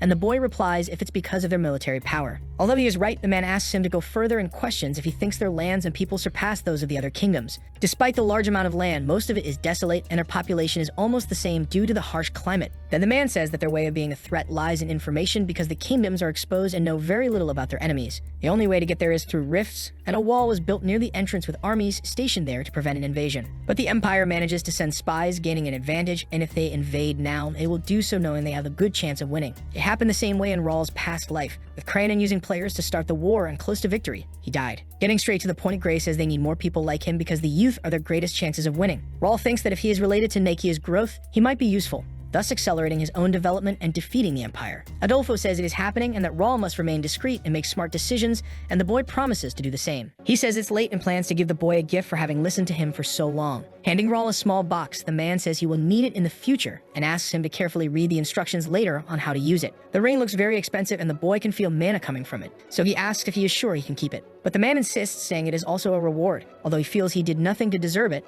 Ashton liked it. The young master thanks him, and Gray does the same, saying he hopes the rest of their time at the academy will be very good. Rawl was nervous, but in the end, it was better than he expected, now left to understand the gift better. Suddenly, he is startled when he realizes something. Gray's ring allows for perfect body transformation into a designated form, plus the additional effect of summoning the creator once. The boy was happy to receive such an overpowered item, exactly what he needed. There are many limitations because of his position, so he will need to be careful with what he does, as he also wanted an item to hide his identity, which makes the ring perfect for doing so since only a few mages can use polymorph spells because they are 6 circle spells, and besides, it can summon Gray. However, Rawl does not intend to worry about it for now. After all, the Great Sage will be very useful, and he is confident he will use the gift wisely. After that, 2 weeks pass. His life at the academy is going very well, and no one is being aggressive because he is keeping quiet. However, Dalton sticks to him all the time, and the swordsman asks if he is free because he found a great arsenal. Rawl once again says he is busy and that Dalton can go alone, but the young man begs, saying that if he returns, he will have to train with his instructors. Ashton thought he would have a quiet academic life, but an unexpected variable appeared and started sitting beside him, and began to bother him every day, not seeking any other friends besides him. At least no one else bothers him while the young man is by his side. Meanwhile, Dalton wants to know why he is so busy. He replies that he is going to the library, so the swordsman should find someone else, which causes Dalton to be outraged that he lost and thus failed to stop Rawl from using the place. The young master suggests that he read a book to pass the time, but he prefers wielding a sword every day. Finally free from Dalton, the boy goes to the huge library. Despite the benefit, Rawl can only go up to the 4th floor, with only royalty and some professors having access to the 5th. Still, the 4th floor is wonderful, and only 50 students can have access to the 3rd. The young master needs to find useful books. Something special flies with its shining wings through the library. The little fairy doesn't find any new student or even a book. She thinks there might be something inside the bags. Seeing the student without much interest, she touches her head, changing her expression with the thought that the girl is always doing her best. For the fairy, it is always good to see them working hard, but it irritates her when someone dares to sleep in the library. For this student, the solution was a smack on the head. The boy, fully awake, is startled by what happened, and he runs away from there thinking there is a ghost. She threatens that if he sleeps again on top of the books, he will have an even bigger surprise, not forgiving anything inside the sacred library. The place is very enchanting. There are more useful skills on the 2nd floor compared to the 1st. Rawl finds the student's conversation about what happened strange. The girl talks about the student who ran out after being hit by the ghost, and laughing, the boy says he will be careful. The young master thinks it can't be that since there is a protection spell cast on the place, so for him, it must just be a story to scare people. The fairy is stressed by so many students bothering her, making her feel truly tired. Suddenly, something unexpected happens. She is surprised because it has only been half a year since she moved. The book can no longer ease her fatigue, and she wonders if she should move to another one once again. But the skill book could keep her there for about 1,000 years, which makes her worried, thinking if she should find one of the same level to stay in. There are only quality books in the library, and she fears not surviving even a year with this being her end. But she cannot let it be like that because she still has a long-term, unfulfilled wish. Suddenly, she feels something special approaching. The fairy senses a strong connection. She turns around looking for where it is coming from and stares at young Rawl. To get there faster, she tries to give herself a boost while wishing it is what she needs. Then she jumps toward the books. Rawl's search is not going very well. It is quite difficult to find a unique skill book, and unfortunately, he cannot use the one he picked up. The young man at least wishes to find something about psychokinesis, using information given by another user, though he thinks he could have asked more about it. With nothing else to do, he continues searching until he finds one that seems good. It is the book Acrobatic Horsemanship, a rank-C combat skill. He notices an artistic touch and art ability before that which made up for it, so he will write everything down in his encyclopedia. Since space is limited, naturally, he will have to delete old entries to learn a new one and register unused skills. The boy extends his hand over the encyclopedia, thus collecting everything he wanted. At least everything is going well. After being registered, a skill book becomes normal, and the same happens when any other player succeeds too, so he wants to find as many as possible. With the task done, he goes in search of another. Meanwhile, the fairy is spying on the strange human, finding it suspicious that he picks up several books with similar titles and reads the same parts several times. Also to her, it is very strange that all the books he reads are different from each other. She can feel something special because he can differentiate between them, and in a way it seems beautiful. Anyway, he does not interest her. Humans cannot help her. It should be at least a great sage or an archmage to communicate, or not being useful either. Her existence is the result of sacrifices, harsh destinies, and coincidences, and it is becoming difficult to keep waiting for help from a human. Even the special books are not good for living inside. She thought she had felt something, but now thinks she might be losing her senses. However, she finds the way Rawl is touching the book strange. It seems normal, but the symbol engraved on it does not. She feels as if there is something beneath the cover calling to her. Attentively, she observes what Rawl is doing, getting impressed that the power of one book was transferred to another without being absorbed. But she still cannot feel much difference, so she wants to look more closely since it is something she has never seen before. The fairy notices the boy leaving and takes advantage of the moment. She approaches and realizes it is a book she has never tried before, thinking that maybe it is the one she was looking for. Things keep surprising her to the point of leaving her petrified. With her little fairy eyes, she looks closer and even touches it. However, what surprises her is that nothing happens, even though the great skill book and the religious ones let her stay. Persistent, she tries again. Desperate, the fairy wonders why it's not working without noticing what is approaching. Her eyes widen in a mix of fear and surprise. Innocently, Rawl asks what she is doing on top of his book. He even becomes curious to know who this girl is. Thinking it might be a ghost or fairy, the young man notices her becoming transparent, seeming about to disappear. Meanwhile, she is surprised and asks how he can see her. Without waiting for an answer, the fairy runs away frightened. Although curious, he doesn't chase her and remembers her interest in the encyclopedia, understanding that she will come back. The important thing now is his search. The acrobatic horsemanship skill was registered and the enhancement efficiency increased by 10.5%. He has around 700 skills registered, which seems pretty messy, and Rawl realizes that not even in his past life did anyone collect so much. His encyclopedia is still of rare grade, and he wonders how many books he needs to collect to see his true power when suddenly a voice calls him. Rawl turns and finds that fairy again. She came back faster than he expected and curious. She asked about the book. The young man thinks he should have been more aggressive at first and asks if she shouldn't apologize for touching his things and why he should answer her. Although he is rude, the fairy apologizes and asks if he really can hear her, since that is something rare. Landing on the table, she decides to properly introduce herself. Her name is Ravelina Harriet Meridian, a forest fairy who loves harmony and order. Rawl also introduces himself as a freshman student and says that she doesn't seem like a common fairy, and Ravel explains that she is like a ghost, as he called her. Trying to understand the title, he asks if it is like being an inspector, which offends the fairy, who says she is just a fairy between life and death. The boy asks about her interest in the book and if she knows anything about it,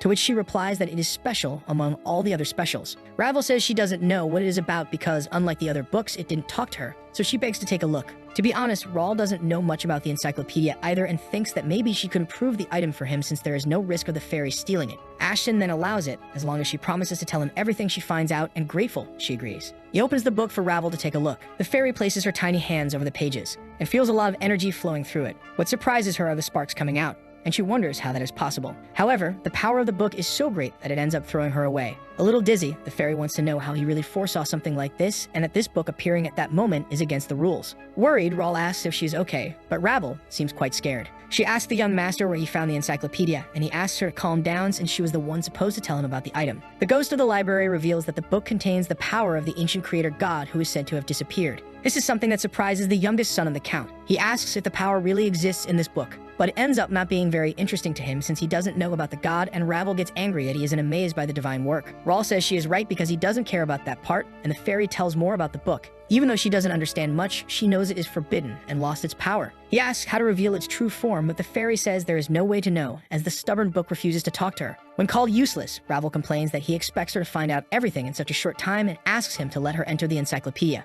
With the request, Rawl realizes she tried to sneak in, and despite the advantages, he doesn't want to let a stranger do that for free. Frightened, she asks why he is looking at her like that, and he says he doesn't need her since he can solve the problem on his own. Since it is getting late, the young master says he is going to leave. Ravel begs him to listen to her, but he claims he is tired and says he will come back later to talk, making it clear that he doesn't even know if he really will return. The fairy pleads for forgiveness for irritating him and explains that it has been a long time since she last talked to a human. Being more aggressive, he insists that he is very busy, and she tries to promise to be useful, saying that the book is very important. That is enough for the boy to start a good negotiation. The fairy starts crying desperately and asks why he doesn't trust her. Trying to resolve the situation, he says that's not it, but Ravel only cries even more. Rawl apologizes and calmer, she accepts it. However, he says he still cannot let her enter the book because it is very important to him, and so he needs to know her story first before deciding. The fairy agrees to tell her long story because she trusts him. A long time ago, there was a great war throughout Connexo that involved various races like gods, demons, and even extraterrestrial entities. And this period of chaos brought the continent to the brink of destruction. The forest fairies were almost extinct and tried to evacuate her, the last hair, into a book as a last resort. For many reasons, her spirit became trapped while her species disappeared inside a dimensional crack. Some time later, she slept for a long time.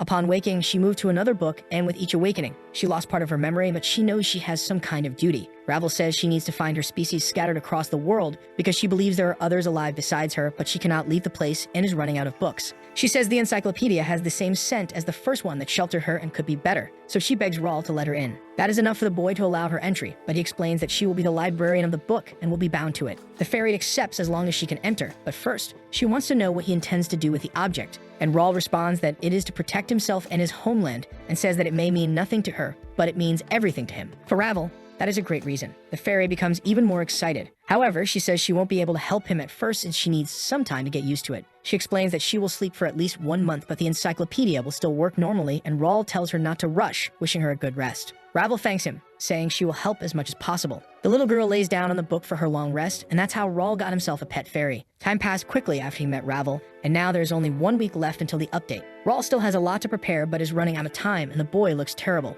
However, Dylan thinks he looks great and says that Rawl was right, asking his brother how he knew. Was it some prophecy? The boy asks what the prophet said. The big guy says it was quite strange, explaining that in 1 week the missing things would return, and it would be necessary to open the door and harvest the fruit. For the younger one, the prophecy is very vague, but he can't just ignore it. So he asks how the sanctuary reacted, and Dylan replies that they just went to prepare. Rawl wants to know about the nobles, which makes his older brother laugh because they took it as a joke, and he would have done the same if it weren't for Rawl and the precedents, which are not few given that the Sacred Empire is an alliance of a small city-state with other medium cities, governed by the Pope. The place holds the imperial title due to religious influence, designated to be an impenetrable domain, and they announce many prophecies. Rawl shares his concern that it might be too late if something happens, but Dylan says he has already informed the other families how to react. Excited, the elder asks him to stop worrying and show his strange skills while they work together. The Ashtons never forget something they are interested in, so he took Rawl's words about the update seriously, claiming it was a prophecy. But ever since Dylan discovered his psychokinesis, he has been nagging Rawl to show it off. The brothers are at the training field. The young master is training with his new sword. Dylan yells about the warning for him to stop relying on abilities and focus on physical growth, but his brother can't get used to it.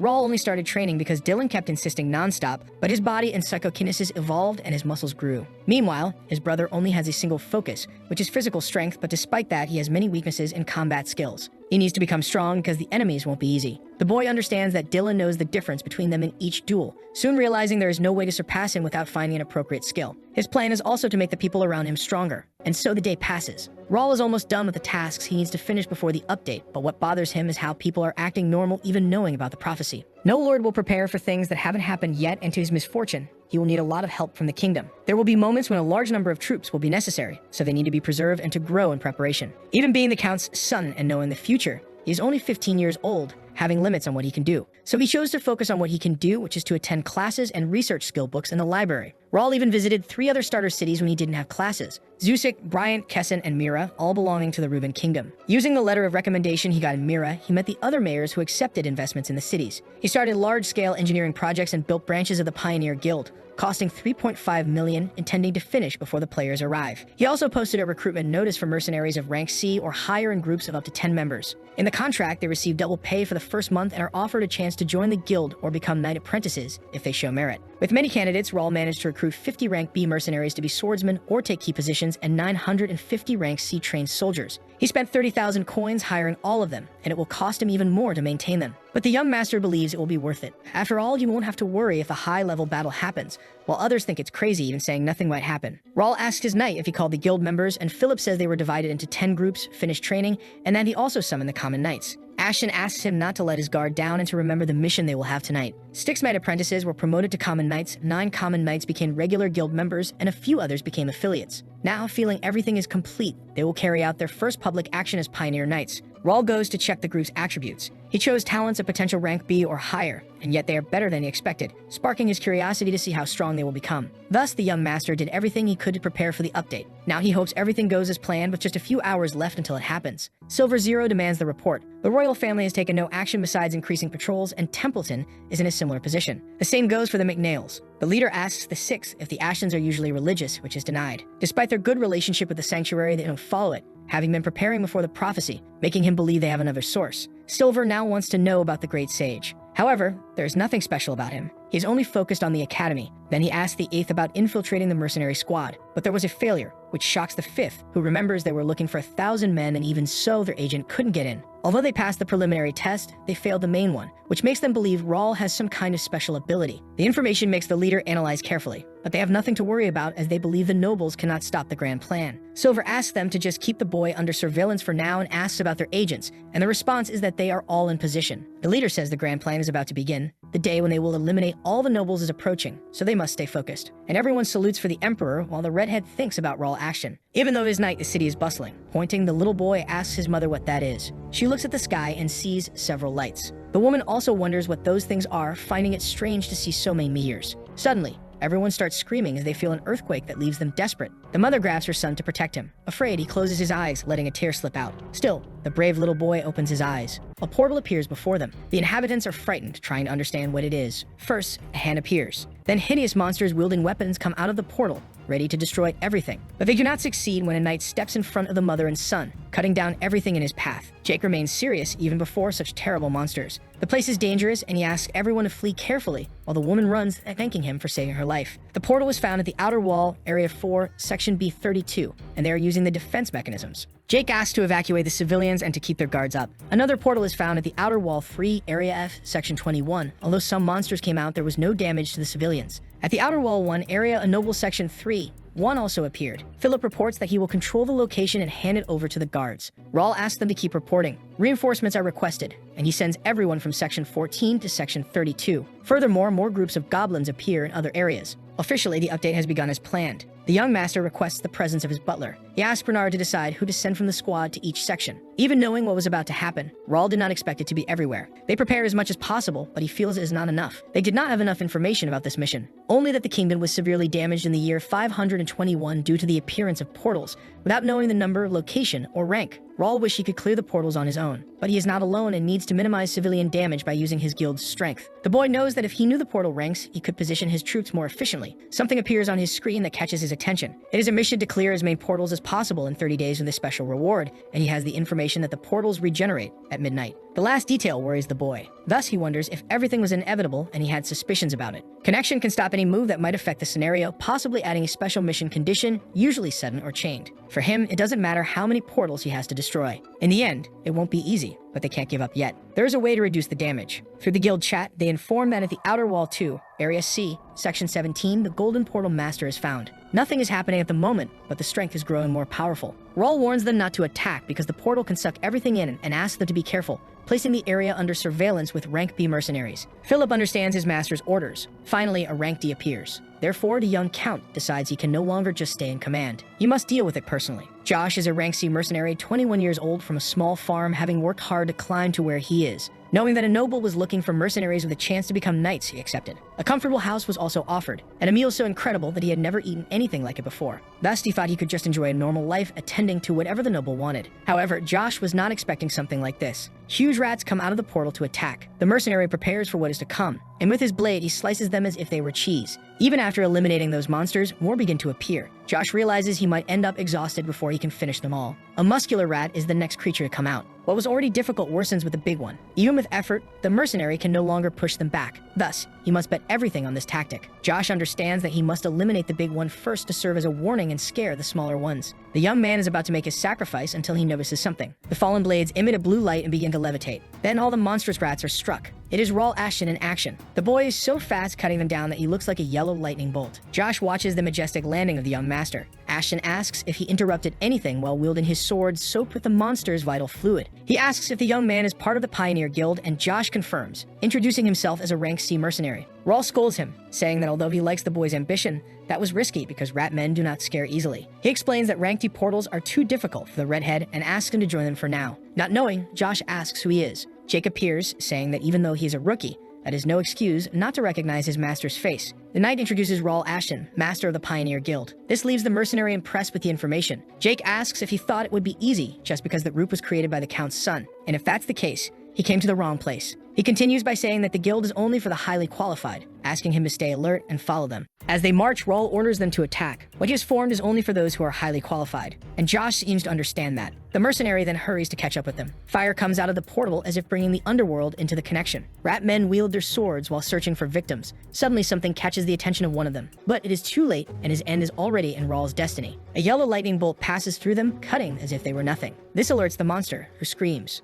There are a lot of them, just as Rawl expected, and making it truly necessary for him to come personally. He does not have enough time to clear all the portals, so he must act as quickly as possible. Jake talks about the several entrances and asks if their base is nearby, which the boy believes might be, and he asks to send scouts to search. The young master also requests that they prioritize rescuing the civilians. Josh, who passed by him, is about to face more creatures. Wanting to continue proving his worth, he prepares for what is to come, and eliminates the giant muscular rodents. The redhead slices the monsters like cheese, not forgetting to eliminate any that cross his path. Jake, who watches alongside his master, comments that the boy is special. Rawl finds his sword skills brutal, but realizes he has good senses. After finishing his cleanup, Josh does not forget to give a thumbs up. Ashton knows he will get much better if he learns to use mana. A scout appears informing them that they found the rat men's base behind the forest. However, they did not see any civilians there. The place is quite large, but without many monsters. Jake says they made sure there were no inhabitants near the portal, so there should not be many people around. Still, to be sure, Rawl asks them to search everywhere, because they cannot afford to lose anyone. He says clearing the portal is necessary, but they must prioritize the rescue of civilians. The young master also asks Josh to go with him to the base. It will be a long night, and he shouts for the knights to prepare themselves. Morning arrives, bringing clarity to the destruction that happened in the city with some cracks in the buildings. Dylan says his brother seems very tired after just one night. He suggests that they need to train more together, but Rawl says it is not the right time for jokes, wanting to know what happened there. The big guy does not understand the concern since everyone was well prepared. Still serious, Rawl asks how many portals appear at home. The hare reports that there were about 100, with only 10 being rank D, so it was easy. But for Rawl, this was worse than he imagined, while his older brother just says he thought it was not that much. The youngest wants to go help, but Dylan says they have already cleared all of them. This catches the young master by surprise. The elder says it took half a day and that even their father managed to stretch a bit. Trevor, the High Master of the Golden Bears. Together with Commander Ernest, they were so excited that it seemed like they were at some kind of festival. Dylan reports that they were so bored with ordinary life. This makes the young master let out a humorless laugh. The hare says that seeing all those old men running around excited was certainly an interesting sight, and Rawl remembers that his family is not normal. The boy says he understands that everything ended safely, but that it was careless, since he had warned them to leave the rank D portals alone because they are dangerous.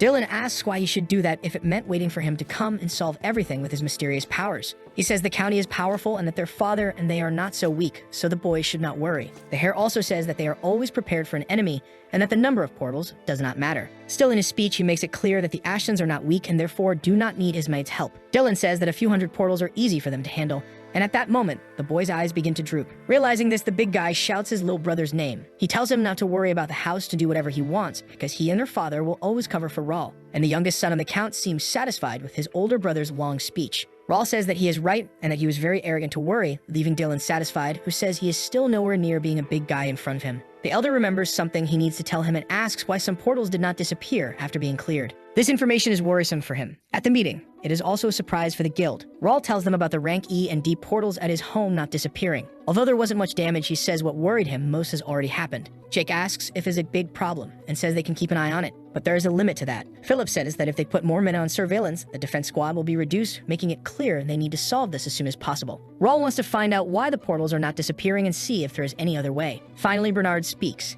asking if they should prepare the men, but the young master says it will only be him and a few from the elite. Philip, who will be going with him, asks if that isn't too few, and the boy says that the retirees in his house are going crazy, so they can't just stand by. He also says they might find civilians, so he asks to prepare 10 men to patrol the portal. Jake says this reminds him of the old days and asks if they should bring snacks for the trip, but Pierce reminds him it's only been 2 months since the guild was founded. The archer says this isn't a picnic and they shouldn't let their guard down, which annoys the blonde who was just making a joke. The portal's light is what illuminates the night. Monsters of all kinds are coming out of it. Rawl asks if anyone is already tired. His loyal knight Jake responds that he's not even warmed up yet. The boy says there is no time to waste, so they need to move quickly. Goblins and rat men work together to spread chaos in the battle, but Rawl's cuts through them are very quick and clean. Philip also eliminates them easily, and Jake enjoys clearing the monsters out of his way. He asks if that's all because he is getting very bored. Suddenly, a goblin tries to attack him from behind, but ends up taking an arrow right in the middle of its chest. The monster falls to the ground, leaving the blonde confused about what happened. With his bow, Pierce says he doesn't need to thank him. This enrages Jake, who says he didn't need his help since he was doing just fine alone, but the archer just finds it ironic. The blonde wants to bet on who kills more monsters, but Philip reminds them they are not there to play. Meanwhile, Rawl is surprised that this is all there is since nothing special is happening except for the twisted terrain. Young Josh appears for a report. He says the terrain is a little problematic, but there was nothing out of the ordinary, and it also seems there are no civilians. Rawl thinks that they are made in such a way that only players can approach, and he expected that. A portal or dungeon could easily be cleared by NPCs because they are stronger than players. But the players wouldn't like that happening, so there are strong restrictions. NPCs are not allowed to enter the portal guardian's room nor the dungeon boss's rooms. Even being strong, they cannot clear the portal. That's why Rawl needs to come up with some plan. A hidden mission appears to eliminate the portal guardian, but the young master has no time to waste. He asks everyone if they also saw the notification. Philip wants to know if they need to find the portal guardian personally since he believed there wasn't one among those they fought. Then Josh asks if maybe it could be the one he is pointing at. Just the creature's step makes everything tremble. The corrupted dark goblin, much bigger and more powerful than the ones they faced, illuminated by a specter, is the portal guardian with rank E. Seeing the monster coming toward them, Philip states the obvious that it must be the guardian of the place. With a smile, Jake asks if it came to them on its own, saying that it's definitely worth its size. Wanting to show courage, Josh says to leave the monster to him, which is denied. It is Rawl who will deal with it alone, and asks everyone to move away. Seeing his powerful aura, the redhead quickly falls back. Even Jake asks what is wrong with the young master, but Philip doesn't find it strange and defends that he always leads the battles. The reason is because there is no reward for NPCs, and Rawl also does not expect much from a ranky portal. The size difference between the young master and the boss is gigantic. He wants to see if the portal will stay open even if he eliminates the guardian personally. With a terrifying scream, the goblin charges at him. Rawl remains in the same place but stays on defense. With his sword, he prevents the monster's weapon from hitting him. His hands are steady. Then Rawl pushes the goblin's heavy weapon away. This is the moment he takes advantage to strike, making a cut in the monster and causing its vital fluid to spread through the air. His mates comment on how the guardian is nothing to him. Even while impressed, Josh thinks Rawl is crazy for stopping the heavy attack and creating an opening at the same time. This leaves him amazed at how talented the guild master is, seeing the boy step on the monster as if it were nothing. Rawl now knows how rank E guardians are, but only thinks they are difficult opponents for mercenaries without talent. He believes the portal should disappear since the leader was defeated, and soon a message appears. However, it is an error alert because it is a scenario portal, meaning it will close and reopen at midnight. With an orb in his hand, the boy explains that it is the rare core mineral, the heart of power armor, found only in dungeon portals. He confirms it came from the goblin and asks them to collect as many as they can to build a power armor factory. Jake asks if the thing is super valuable, leading to a scolding from Pierce, who asks if the blonde wasn't listening. Rawl's concern is that even after defeating the goblin, the portal didn't disappear, and he knows he can't handle the scenario. But either way, he would continue with it, even with the portals endlessly respawning, hoping to grow stronger. The young master says he must now clear the ranky portals that appeared in the capital and warns that there will be no rest, and everyone must stay awake. He says they need more mercenaries to join and asks Josh if he can come with them, leaving the boy a bit scared. Rawl explains that he stole his chance to shine, so he wants to see him in action. Excited, the mercenary confirms his presence, and finally, everyone is ready to fight all day long. The portal is golden and its flames are eternal. Rawl is the first to pass through, trying to deduce where he was transported. He wonders if it's just an ordinary cave and realizes it would be completely dark without the portal. The boy wasn't expecting this, but in the end, it's a good thing he brought something for the problem. Then his knights also enter the dungeon, and Jake asks where they are. Rawl just asks them to stay close to the portal because it's dangerous. With his magic lantern, he tells them to investigate the area. The blonde knight is impressed by the item for being very rare, and even Philip confesses it's the first time he's seen one. Rawl says to look around and asks them not to spread out, and in case of a fight, they must stay together. To Josh, he says that his first mission is to take care of the lantern, leaving the boy scared because it is such a precious item. The young master explains that he is giving it to him because he trusts him and asks him to do his best since he's the guild's rookie. His words leave the mercenary in shock. Realizing he is now part of it, the redhead says he will protect the lantern with his life. But what Rawl thinks is that he is lucky, though Josh cannot know that. The young master knows the boy will soon become a rank as mercenary and be hailed as a possible candidate for Mercenary King. Back to business, the boy asks how things are going, and the archer reports seeing multiple movements and is sure they are exuding a hostile aura. Suddenly, Pierce notices something. He quickly fires an arrow. The others can't see anything due to the darkness. Desperately, Jake asks if he hit anything, and Pierce explains that he can do it even with his eyes closed. With his powerful perception eyes, Pierce says they are all being surrounded. The creatures that were quiet on the ceiling start to stir. Rawl asks them to be careful with the giant bats that attack wherever they see light, which leaves Josh worried since he's the one holding the magic lantern. The creatures go after him. The young master's order is for him to drop the item, but the redhead is ready for a fight, finding it absurd that they would try to challenge the rookie. With unbelievable fury, the mercenary attacks all those surrounding him. He doesn't want to let any of them escape. Jake comments to his master that the redhead has gone crazy for being way too motivated, but Rawl is enjoying it and says to call it an admission mission. Josh asks if they're just going to watch, but his companions prefer that the rookie deal with the problem on his own. The knights walk alongside their young master through the cave. Jake says they are deep inside and so far have seen nothing and asks if the cave only has bats, and Philip tells him not to lower his guard. He says that the young master is vigilant, so the blonde should be as well. Josh, who is behind Rawl, seems curious. The redhead then asks the knight how strong their leader is. Philip says it depends on his definition of strength, but that the young master is getting stronger every day and lacks nothing as a member of the Ashen family. But he surprises him by saying that judging by sword skill, the boy should be weaker than Jake. The knight says that although the blonde looks like an idiot, his sword skills are incredible. While they talk, something catches Rawl's attention. Philip also notices there is something ahead. They are armored scorpions, level 45, rank D, with acid venom and steel armor. Jake smiles despite thinking the creatures are horrible,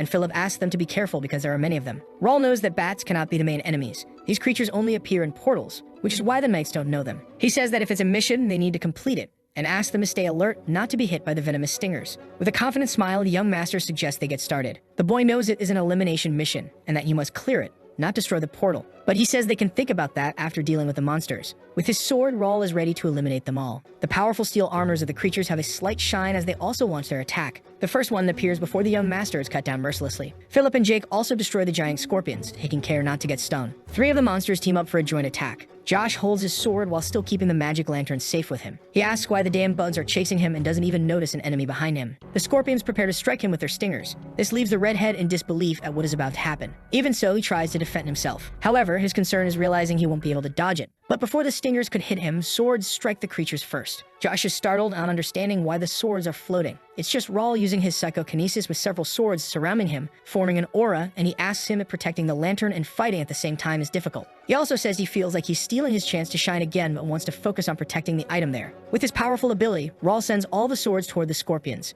Jake says their young master handled most of the monsters, but thought he could stretch a little this time. Josh watches him and thinks he can't be real. Even though they said the boy is 15 years old, to him he is not just a noble pretending to be a knight, but truly the master he will serve. Rawl hits the 50th scorpion, reaching the minimum condition to complete the portal. He tells his companions to go deeper, and Jake finds it strange, saying he thought the mission was already over. But the young master says that since they are there, they need to make sure, after all, a rank D portal is dangerous if left incomplete. The knight replies that he thought they would finally get out of this cave, and Philip asks him to stop complaining. Even after meeting the minimum condition, the hidden mission to destroy the portal has not appeared, and Rawl understands they need to find the Guardian. He knows it is dangerous to leave alone and necessary to find it, even if it takes time. Pierce calls him using his ability, and the young master asks if he found anything. The archer found the end of the cave. However, he says it would be best if the master came to see it personally. There is a circular arena in the middle of a cave, and this makes them think how strange the portal is. Jake says he believes that the one in the middle is the Guardian, and Rawl believes it probably is. However, the doubt is why it is not moving, and they believe it is as if it is waiting for them. The creature is the Portal Guardian, rank D, Champion Scorpion, level 64. The monster has a terrible smile while staring at them. Rawl says that it is inviting them, so they should accept. The young master descends into the arena even with Jake's shout. He feels bad for them, but he cannot back down. Rawl runs to the arena to reach the Guardian. What he intends to do is not just for the reward. He tells the Guardian that it made him wait, so he asked it to fight with everything it has. And the creature is ready to meet his request. With a sadistic smile, the King of Scorpions attacks. And with his sword, Rawl defends himself. The monster prepares its stinger for an attack. But Rawl is faster and jumps, dodging being stung. This is the moment he takes advantage to strike the creature with his sword, but it's not as he expected. After all, the scorpion is also good at defense. Its counterattack throws Rawl a few centimeters away. The two stare at each other with fierce eyes, ready to eliminate one another. The monster continues to maintain its defense against the attacks, and Rawl studies its movements while executing strikes with his sword. The scorpion charges, ready for another attack. Philip, who is watching the fight, says that the monster is doing very well against the young master, and Jake says that rank D portal guardians really aren't easy. Worried, Josh asks if they shouldn't help since Rawl seems to be struggling, but the blonde responds that the boy has a very clear advantage. He explains that the master uses a sword, while the guardian uses a sword, claws, and a tail, meaning the boy is quite relaxed. He says the young master also seems to be enjoying this fight a lot. It has been a long time since Rawl felt like this, finally escaping all the boring responsibilities and focusing solely on this fight. However, he knows he cannot enjoy it forever. The young master is busy at the moment, so he will advance to the next phase. He tells the monster that he really had fun fighting, but unfortunately does not have much time. Thus, Rawl declares that it's time to end this. And the monster gives a beautiful smile. showing all its teeth. A scorpion's sword lights up, ready to deliver an attack. Then Rawl notices something wrong. Green liquids are fired in his direction. For the first time, this worries the young master, but at least he manages to dodge before getting caught in the attack. The green liquid falls to the ground. Then it starts melting all the soil. Rawl is surprised that the monster can shoot venom. Thus he realizes he must be careful with that too. The champion scorpion tries an attack with its sword, and the boy defends with his own. The clash between the two blades causes a great explosion of light. It is so strong that the knights watching the fight are affected. Pierce says the monster can use a mana blade, something quite unexpected, and Josh asks if they are really sure they shouldn't help him. But Jake asks him not to exaggerate and questions if he is seriously thinking of interfering with the master's fight. Even Philip agrees it would be a distraction. Thus he says they should just trust him. While fighting, Rawl thinks about how he forgot he lived for this. The days when he lived just to fight and forgot the emotion of a situation that could bring his end and the intensity of combat. This time he will use all beacon from his time as Crash, the supreme solo player. Rawl knows this guy is not easy at all, having a mana blade and ranged attacks. He has high strength and agility, but his movements are simple and very large. But the young master can work with that. Pointing his sword, he runs toward the great scorpion. He wonders what the monster will use first this time, the sword, claw, or tail. With its terrible smile, the monster opens its sharp claws. Rawl's eyes are attentive, noticing its next move. The only thing the creature manages to attack is a rock as Rawl has dodged it, which doesn't make the scorpion happy at all. Rawl runs to attack his opponent once again. He then gives a great leap while his blade shines with mana. Thus, the champion scorpion's tail is cut off. This makes the creature scream, but Rawl doesn't stop there and continues fighting. He makes more cuts into the giant and muscular monster. The young master says it was very good to have a nostalgic trip through him and bids him farewell. Everyone is impressed, and Jake asks if the master just got stronger. Philip says it hasn't been long since he reached the specialist stage. The knight also says it's only a matter of time until he surpasses his own sword skill level, leaving the blonde worried. Jake then shouts to Rawl that they should go to the next portal and that the guardian there is his, and the boy just wants to know what's wrong with his knight. Mission complete, sword skill has reached intermediate level 4 and the class has changed to knight. He tells his men that it took a while and apologizes, saying it must have been boring just watching. Excited, Josh denies it, saying it was incredible and that the fight simply purified his eyes. Philip congratulates him on the good work and asks what they will do about the other portal, and since they are behind schedule, Rawl says they will head there right away. He repeats that the day will be long and asks them to get ready, which leaves Jake very excited for the fun he wanted. They completed the portals without resting. After 7 hours of doing it, they ended up completing 4 D-rank portals. Mercenary units were sent to the E-rank ones under Bernard's command. They finished all the missions safely, completing the portals in Turium. There were approximately 500 deaths on the first day, and about 700 people were rescued. Most people believe that it's all over, but Rawl knows this is just a small battle before the real war. 2 young men comment about the portal, and one of them says he saw orcs coming out of it and that most were dragged back into it. At the bar, the conversation continues with the bartender saying that's why he saw so many mercenaries and knights, and the man says they were prepared. Ladies comment that the actions were from the prestigious Ashton County and that the youngest son is the one in command. One of them asks what the youngest son's name is, and another says it. The sun shines on the Randall County mansion. The news also reaches them that portals are being neutralized in the capital Turium. The man trembles with rage, repeating the phrase that the prestigious warrior family from Ashton County has returned. The headline also says, chosen by the citizens, the man of the moment who is Rawl Ashton. He crumples the newspaper and continues reading about the great leap possibly being a sign that they will start getting involved in politics. The man squeezes the newspaper between his hands. He says it's absurd and that everything they prepared was destroyed in a week, asking Brian if that makes any sense. The son lowers his head to his father and says he doesn't need to worry, but that only makes the older man's fury grow stronger. A scarlet aura coming from the father hits Brian. He falls to the ground scared. Brian struggles trying to crawl. The man says he had 30 children by the age of 60, and even so, they are all useless. On the other hand, the Ashton children are what make him furious. The chandelier on the ceiling swings, hit by the dark aura, but slowly it stops, leaving only sparks on the object. Ryan is still scared by what happened, and Count Randall says he can't even withstand that much pressure and asks how he could be called a specialist knight. The man then asks him to report everything that happened after he started training in seclusion for a month. His son then says that about 2 weeks ago, an official document was sent by the sanctuary. Hudson, full of fury, reads the report about there being 73 portals with 40 concluded in a week, but that the number keeps increasing. Around 3,200 civilians disappeared or died, along with 15 knights and about 1,300 troops due to fear of entering the portals. The report says that for now, the portals have been blocked and surveillance has been set up around them. Frightened, Brian calls for his father. The room is very silent. Then Brian is violently thrown. He falls hard onto the ground, and he begs his father. Hudson tells him to get out of his sight because there is no place for him among the Randalls and tells him not to step foot on the territory until called. The Count says that if he sees him again, he won't care that he is his son and will eliminate him, and asks him to bring the third son when leaving. Brian left the place with help due to his father's lethal blow. Meanwhile, Count Randall is irritated with the Ashtons, back at the Royal Academy. The maids are euphoric, asking if it's the young master of Ashton County. One of them says he led his knights and made a great contribution, and like them, the students comment on the boy's achievements. But among others, it causes anger, with some even accusing Rawl of doing nothing and that it was all thanks to his family. Another says that when his family's reinforcements arrive, he will show everyone that he is better than Rawl. All of this irritates Rawl, who finds it annoying that everyone is looking at him like he's some animal at the zoo and asks why they don't come talk to him. Dalton surprises him by saying he became a celebrity in just 1 week. The swordsman says he did very well and asks the young master if he knows the whole capital is talking about him. But Rawl doesn't want to know. This surprises Templeton, and he asks if the rumor that he is the true heir of Ashton County is true. Even the young master finds this question strange. But Dalton continues telling the rumor that it's odd for the family to entrust so many troops to a son who isn't the heir, but Rawl says he isn't interested. The young master says that to clarify, he recruited his own order of knights without support from his family. This makes Dalton find it strange, and he asks more about it,